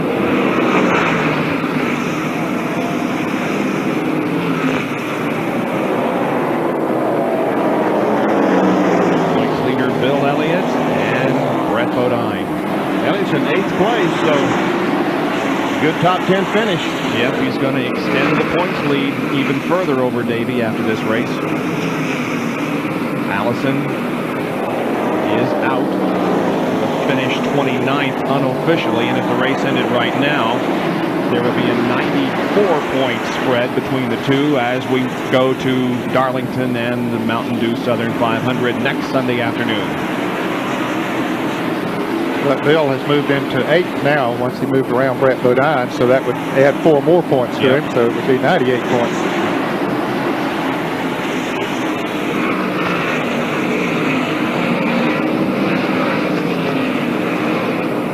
And there's the leader.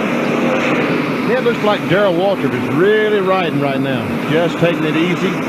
Car seems to be working perfectly for him, and he is able to take it easy and still pull away. Yeah, that's right. He's taking it easy and maintaining the distance between himself and Ricky Rudd. Second, third, and fourth here. Rudd, Jeff Bodine, Dale Earnhardt. That battle seems to have really stabilized. I don't know if the cars are just that even or the guys are exhausted. They almost look like the guys are just exhausted.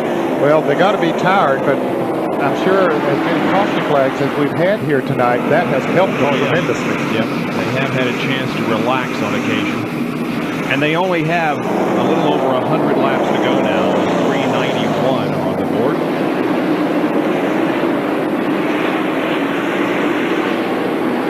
When you're tired in a race car, 10 laps is a long way.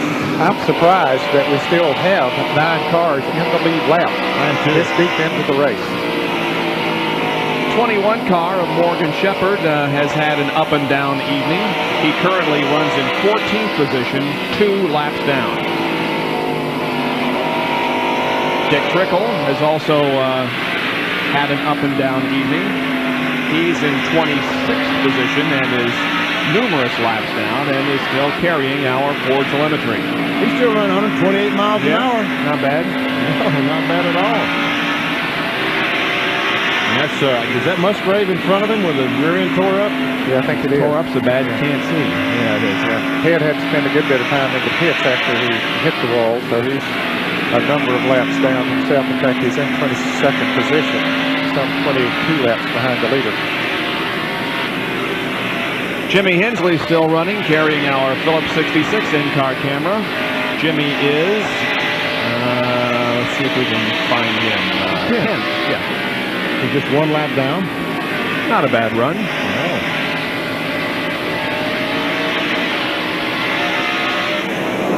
Hensley. I like that car with the yellow stripe on the bottom of it much better than before. Yeah, it shows up a little better.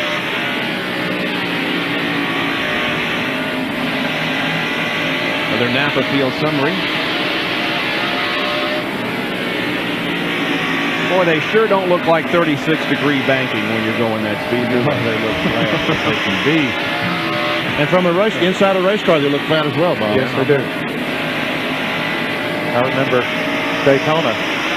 The race there, it's 31 degrees, and boy, you go into that, and it looks as flat as the floor. We didn't have in-car cameras to prove that back then. You could tell people that, but they wouldn't believe it. Yeah.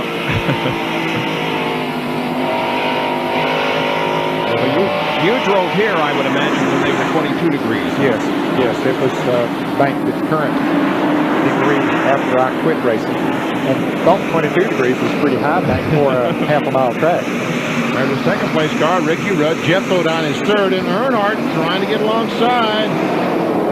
No, didn't make it. Now, Earnhardt, the report was they put the belt back on the power steering, but it's still off the alternator.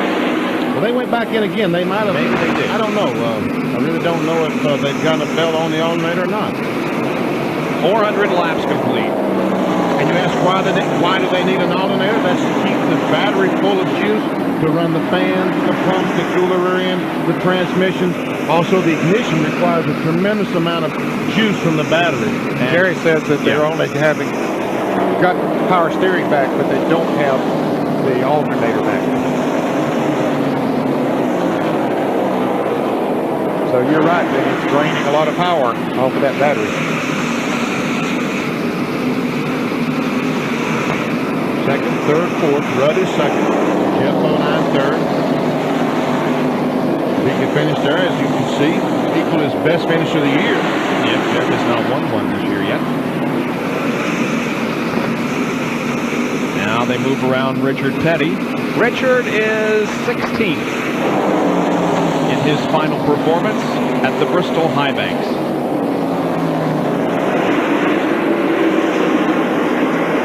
And that camera looks like the cars get out of shape as they come off that fourth corner. It's a good angle, that camera down low there off the 4. Rudd has also not won in 92. Best finish at 3rd. Now Jeff to the inside of Ricky, but no.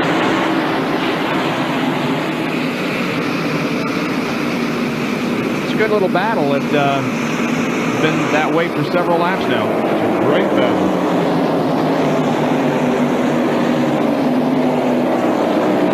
And meanwhile, Darrell Waltrip is... He's saying, go ahead, guys. Battle it out. Please, whatever you do, just keep on battling, because I'm riding around and enjoying the evening air.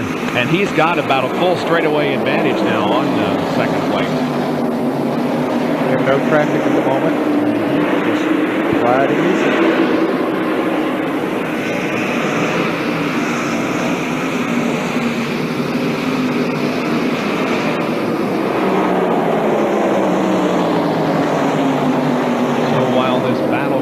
For second, third, and fourth, there is Darrell Waltrip, who is the leader, with now 92 laps left in the Bud 500.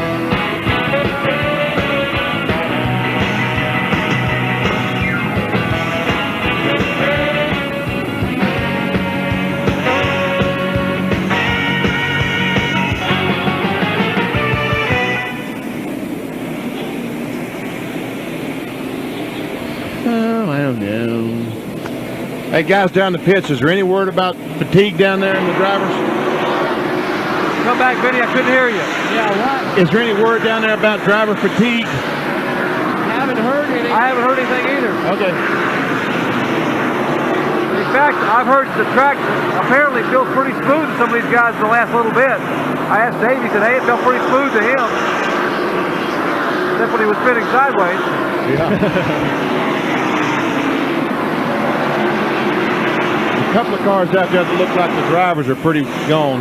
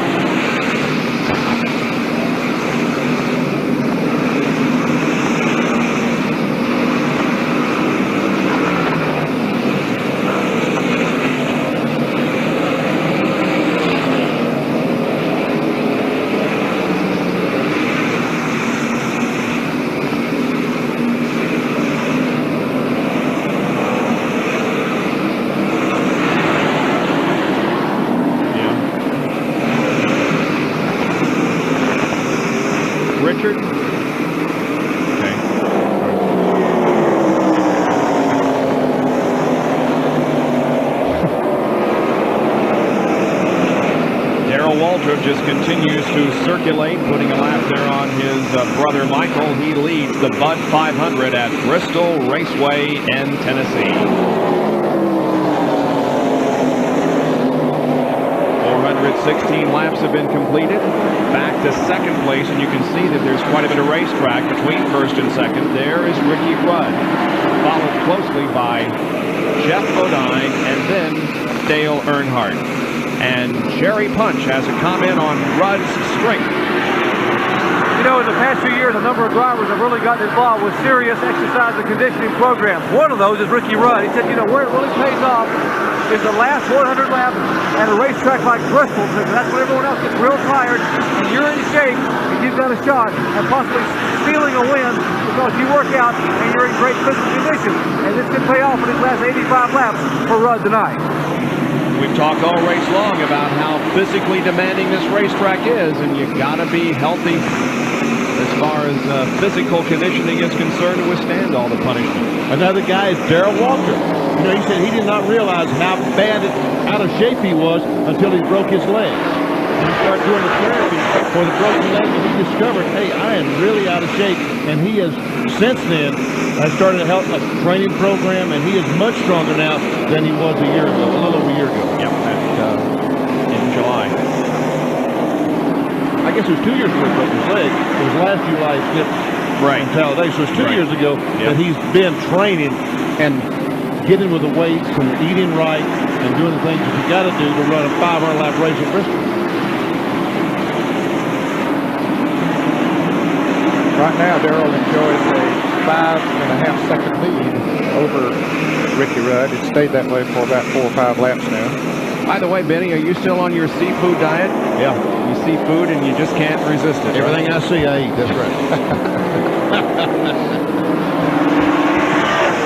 I love seafood, but I do it a different way.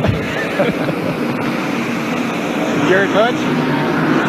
You know, before the race, Benny, some of the McLaurin guys down here in Ernie Irvin's crew were telling me that you worked out the other morning, that you lifted at least 12 or 13 biscuits off a plate at one time and shoved them in your mouth. So you're in some kind of conditioning program too, aren't you? Jerry, everyone exaggerates.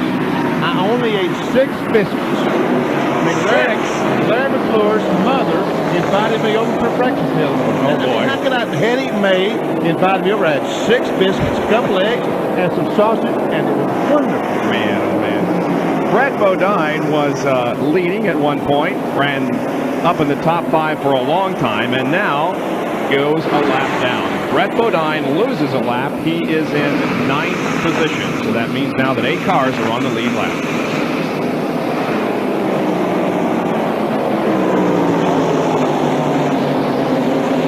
DW.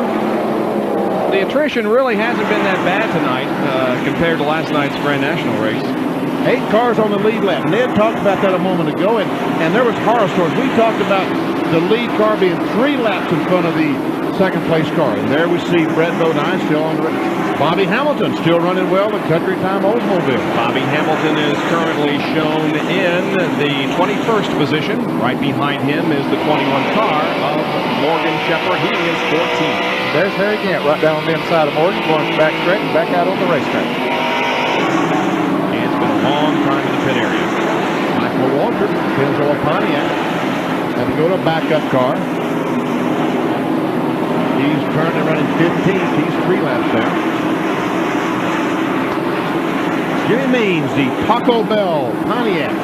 He's in 27th spots currently.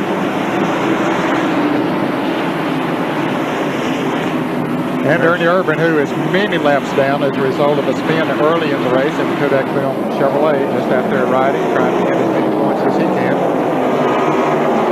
There's a second place car, Ricky Rudd, the Tide Chevrolet. Third place, Jeff Bodine, Motorcraft Ford, and Earnhardt. There he is, the GM Goodrich Chevrolet. Just a couple of car lengths back. This is 2nd, 3rd, and 4th. For the Ernie Irvin fans, he is currently in 29th position. 66 car of Jimmy Hensley is in 10th position, just a lap down. Kenny Schrader, the Kodiak Chevrolet, is currently 5th. He's had a good, consistent run tonight. I don't think he's ever been out in the top 10 for any length of time. Stayed right there. And Kyle Petty, car number 42, the mellow yellow Pontiac. Kyle in the 6th position. There's the Interstate battery car, Dale Jarrett. He spun earlier on with Sterling Marlin. Dale is in 17th spot. He's about 7 laps down. Jimmy Spencer, the Food City Ford. This is the Dick Moroso entry. The first time in Winston Cup racing for a pretty good while. He goes by Dale Jarrett. Let's see, the 20 car is in 20th position. Benny, he had to go in for a little while after he hit the wall. That is Derek Hope, who has also had contact with the wall. That is in 10th position. And you can see he's had contact on the inside of the car. Of course, that's when he got into the wall. Yep. Bill Elliott. Wally Dollenbach, Keystone Ford. And let's see, where is he? About 819? 19, yes. Here's Jim Sauter in the 71 car. Jim is running 18. 7 laps. Alan Kowicki, the Hooters Ford, is running in the 7th spot. His car number matches his position on the racetrack. There's the King, Richard Petty, still out there. And Richard is 16th. He's 5 laps down to our leader, Darrell Walter. Rusty Wallace, number Jimmy McGrath Pontiac. Never did get that lap back. He's still a lap down and in 11th position. Jerry? You know, there was some speculation earlier that there was a possible Ford in the Rusty Wallace shops back in Mooresville, North Carolina. They confirmed it today. There is indeed a Ford in the Penske South shop. Unfortunately, it's not a T-Bird. It's a 1929 Flathead Roadster that co-owner Don Miller took to Bonneville last week and set up a land speed record. Get this, guys, with a Flathead Roadster, Ford engine, 152.908 miles an hour. It puts in the old mark by some 11 miles an hour. So yes, there's a Ford there, but it's about 60 years old. How about that? There's Bill Elliott, and he's in ninth position, and not too far from being lapped. Oh, this would be take all chances of winning out there. It wouldn't take all chances out, but it would certainly be a major setback. Yeah. Waltrip's on the inside, and he's got him. Ooh, they get together a little bit. They did touch. Yep. Wow. Apparently didn't hurt either one of them, but could have been a rough situation there. Napa Field summary. There's Richard Petty on the inside as these guys go right by him.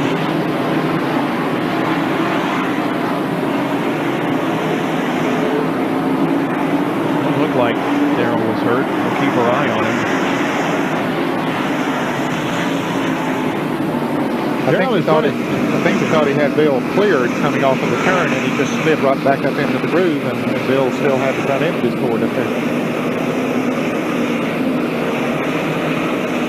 And now Darrell Waltrip will attempt to put another lap on Rusty Wallace.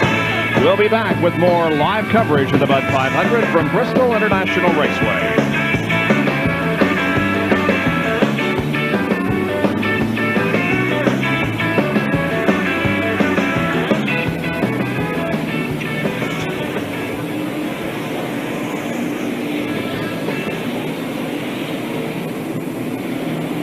Sorry, Benny, didn't mean to step all over you there. No problem. I probably didn't have nothing important to say anyway. Have you already forgot? Yeah.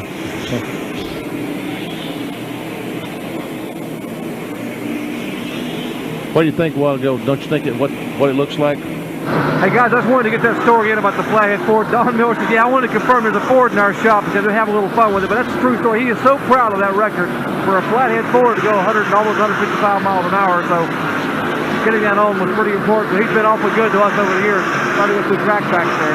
We got some video on that, Jerry, for Speed really? Week. But yeah, hopefully we'll get it on next week, and we'll reiterate that. Yeah.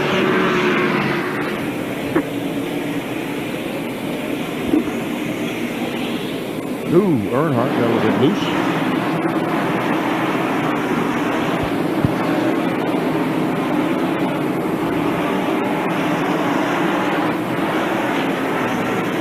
The NASCAR Winston Cup Bud 500 from Bristol International Raceway has 51 more laps to go, with Darrell Waltrip leading our live ESPN Speed World coverage. Leading handily, yes. Now he's put enough of them a lap down that there are only 7 left in the lead lap. Alan Kowicki running 7th. He's about 2 seconds out in front of Darrell Waltrip at the moment, so he's safe for a little bit from going a lap down. Darrell Waltrip finished 25th in this event, in the event that was held here in the spring, is looking to add victory number 12 here at Bristol. Many people forget that Harry Gant pulled off that outstanding victory at Michigan just 2 weeks ago, but this guy finished second.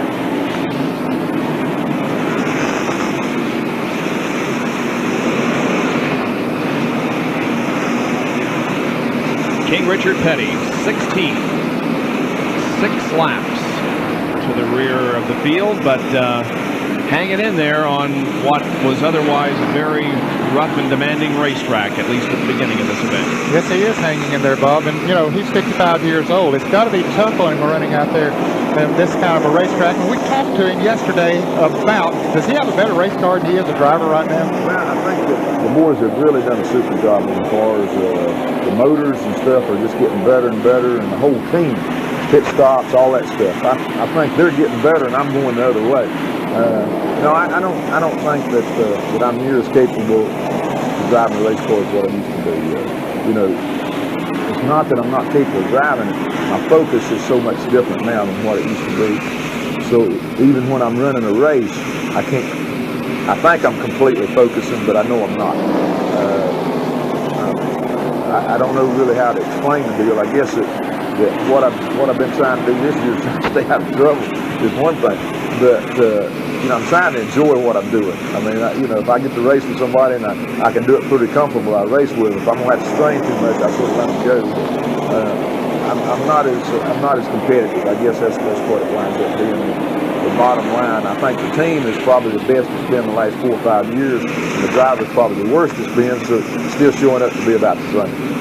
We've heard some honest comments tonight from many drivers. Mark Martin and Davey Allison both admitted they made a mistake on the racetrack, and now Richard Petty with some brutally honest comments about his ability in comparison to his car and the race team. I think that does say that whoever is picked to take over that car next year may have something to look forward to.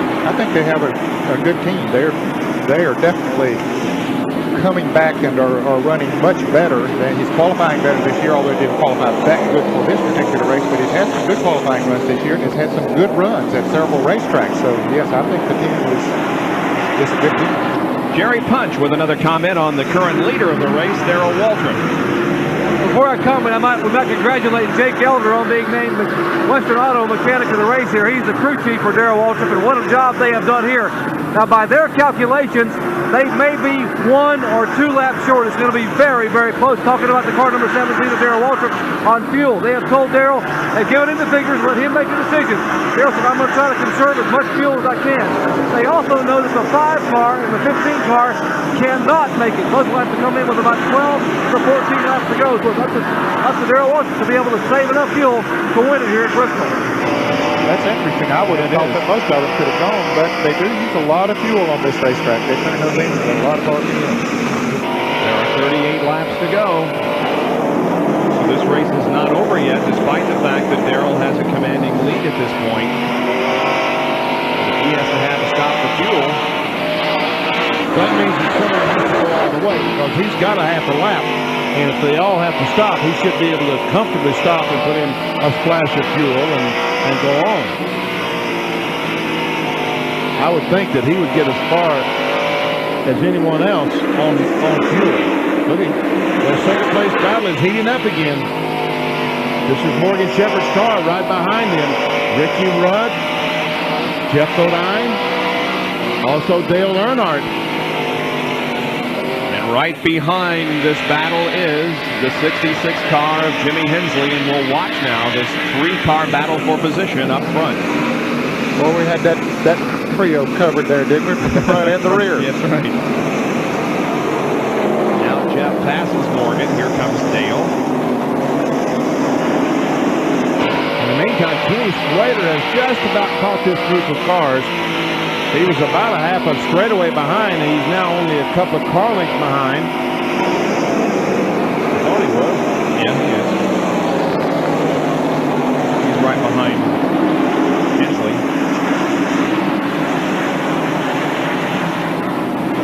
And here, Alan Kawicki about to go a lap down from Darrell Waltrip. By Darrell Waltrip, he put a lap down. Alan is 7th.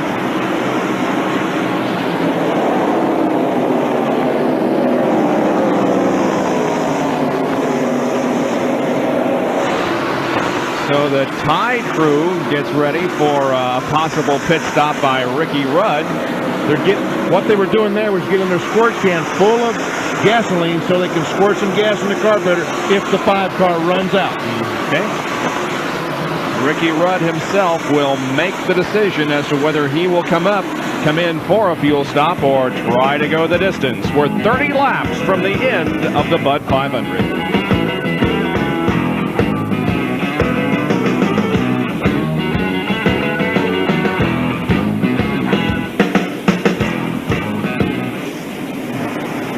Just about. He and Schrader, he got up beside a Schrader coming off of 4, and they just about lost it, but he held on. Yeah, I said Schrader got that group of cars, and Kyle's got Schrader, so I missed that one.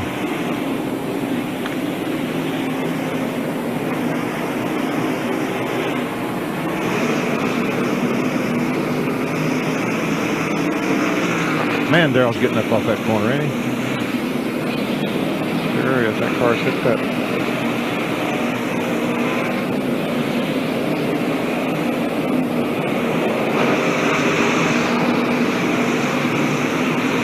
Cook coming in for his fuel. Yep.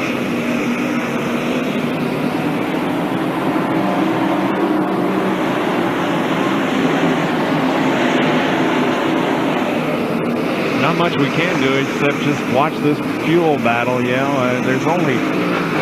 We got some good battles. I mean, the 5, 15, 3 and the 25 and 42. Yeah, good racing. There's only 20-some laps to go, and that'll go by real quickly. Yep.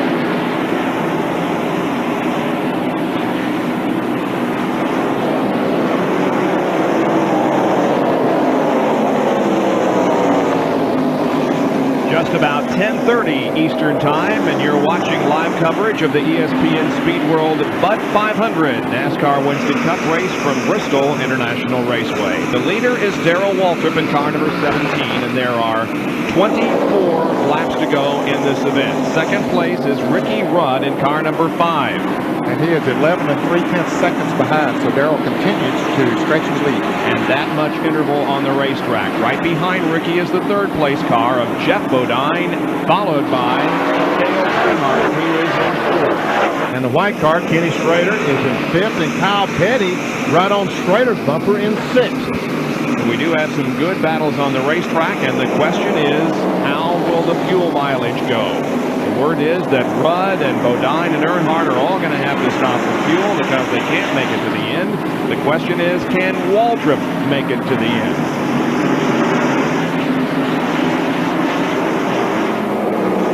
Someone else, we talk about fuel mileage, Harry Gant, Darrell Waltrip, Bud Moore's cars and Motorcraft Ford that Jeff Bodine is driving normally gets good fuel mileage too.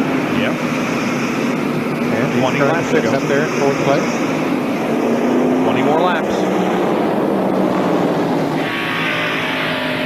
Phillips 66 in-car camera being carried by Jimmy Hensley. Just ahead of him is Earnhardt.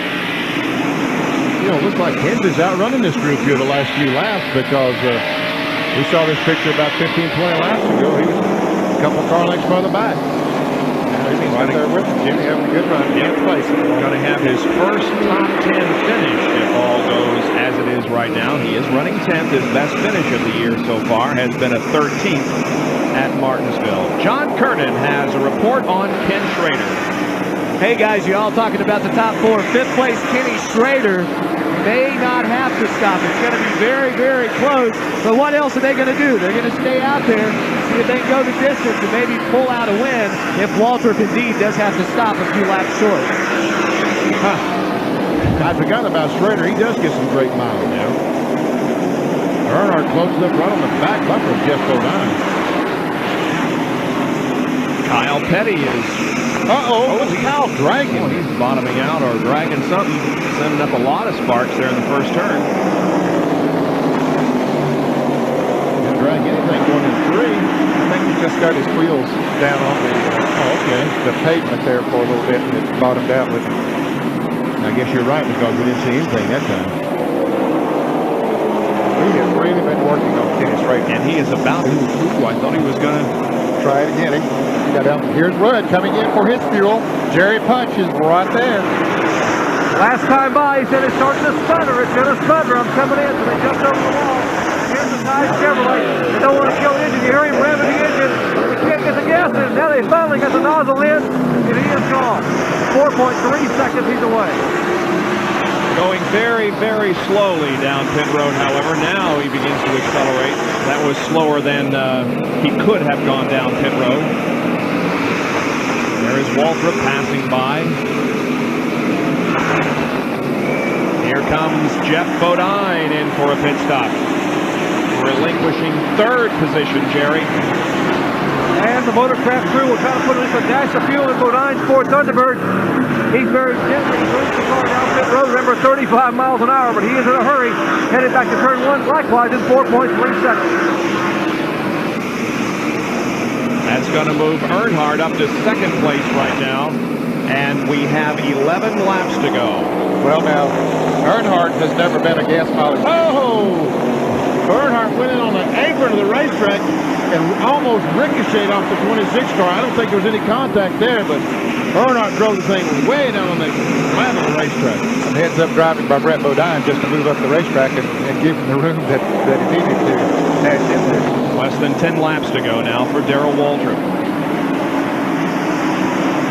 There he is in turn number 3. This will complete lap 491. 9 to go.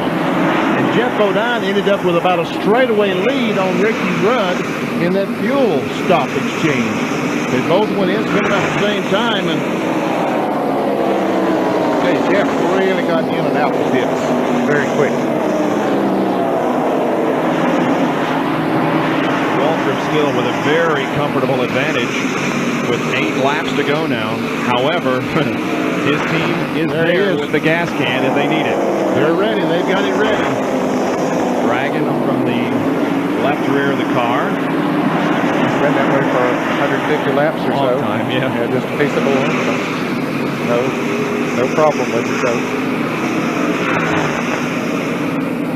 And Jeff Bodine is off the pace down the front straightaway. He and Earnhardt battling side by side. Well, we see Hensley going by. Yeah, Jeff is off the pace. Significantly. And he's coming back in the pits. Yep. He's got a flat tire, apparently, and will bring the Motorcraft Ford in for a second stop here in about 5 laps. And so the very good run that Jeff Bodine had tonight is not going to show that way in the final standings. Well, just 5 laps to go. Yeah, just 5 to go for Darrell Waltrip. Now just 4 laps to go, 2 miles. Doesn't have enough fuel to go all the way.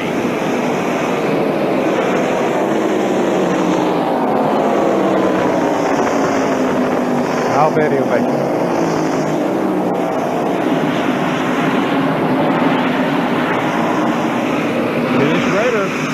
We feel like he can go the way. He's still out there. And Bowser's still on his bumper. But what about Earnhardt? He's still there. Second. Yeah.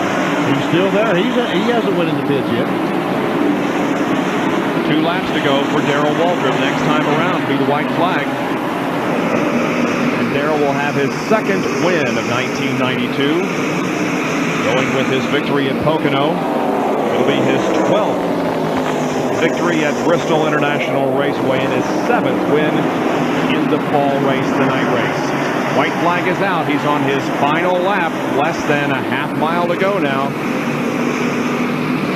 Looks like the crew is celebrating already. They know he's got a 1. He could probably coast the rest of the way. Here's Waltrip off of corner number 4, and the checkered flag waves. Darrell Waltrip has won the Bud 500 at Bristol.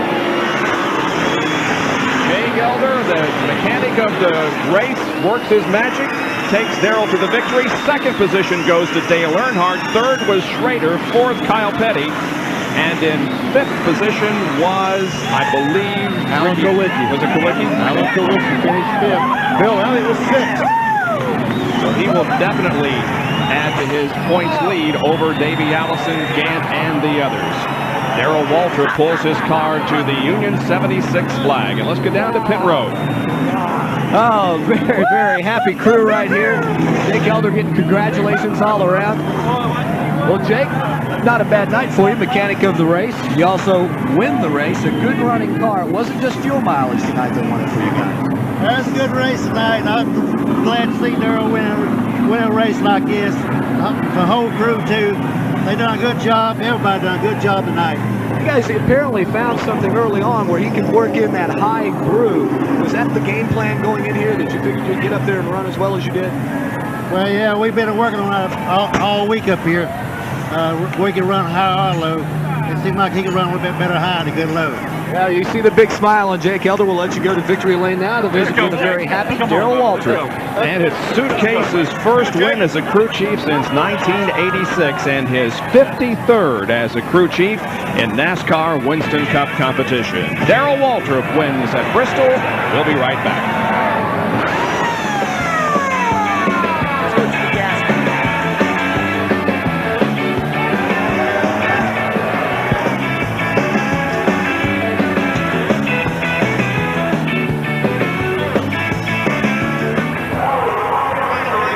birthday boy wins.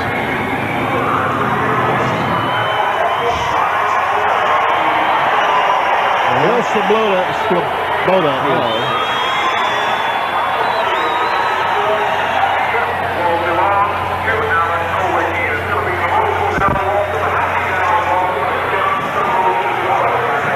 10 of them. Okay. There's Leroy. Yeah.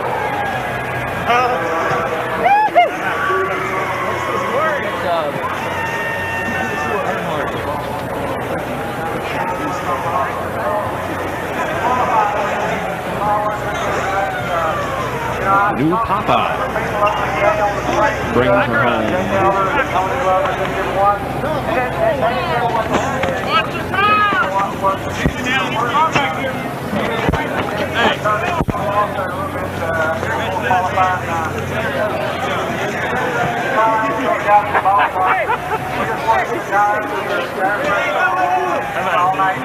You know, it was in pretty good position at one time. Okay. The fire belts come off, and they lucky to got them back on. I couldn't drive it, Harry was laughing. So, you know, the guys did a good job. They worked hard all night, and they didn't give up.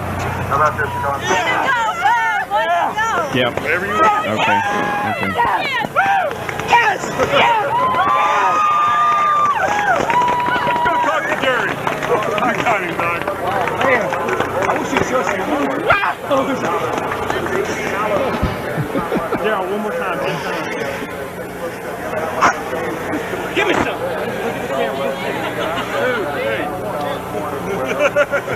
Darrell Waltrip in victory lane. A reminder that baseball tonight is coming up in just a few minutes. Let's go down now to our Kodak Gold Film Winner Circle interview, and here's Dr. Punch. And a tiny trophy it is. Darrell, I wish you would show some emotion. You danced on top of the car. You turned somersaults trying to get in here. Congratulations. Honey, it's me again in victory lane with the, you know, for the kid, for Sarah, Caitlin, Kearns, Walter. One time drove my heart out, baby doll. Drove my heart out for you. Now wait. I'm close for you. Oh, he's not happy a bit. Oh, spraying a little bit of Gatorade. Let me ask you now. Wait a minute. You had Jessica. You won. Now you had Sarah, Caitlin, Kearns, Waltrip. You won. What does that mean for Stevie at home? Well, there's more rewards than having kids than I thought there was. No. It just means that I get really pumped up. I feel good, and Stevie's feeling good, and the baby's great. And you know, I just come here with a good attitude, and my team is so great, and they're doing a great job. Praise God for a good night, for a win. Oh, everything I could hope for. What a week. What a year. What a day. And he certainly is excited, and rightfully so. An excited new father and a winner here at Bristol International Raceway as Darrell Waltrip picks up win number 2 for 1992. And it was the 83rd win of his career for Darrell Waltrip. It comes under the lights at Bristol. We'll be back in a moment.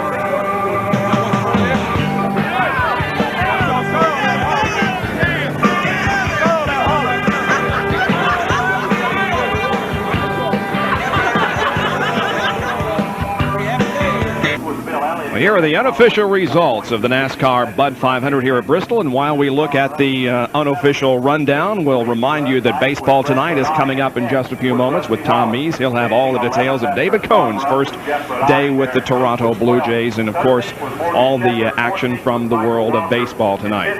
Well, guys, I would have to say that the experiment in concrete racetracks has been a pretty darn good success. Oh, I think so. I think that we'll hear a lot of favorable comments from the drivers. And, Benny, I don't think Darrell Waltrip looks pretty fresh when he gets out of that race car, so maybe it wasn't as tiring on them as we thought it would be. No, I really thought it would be tougher than that, because usually Darrell Waltrip, when he's 1 year, he got out sitting on the ground doing the interview. He was jumping around like he was fresh.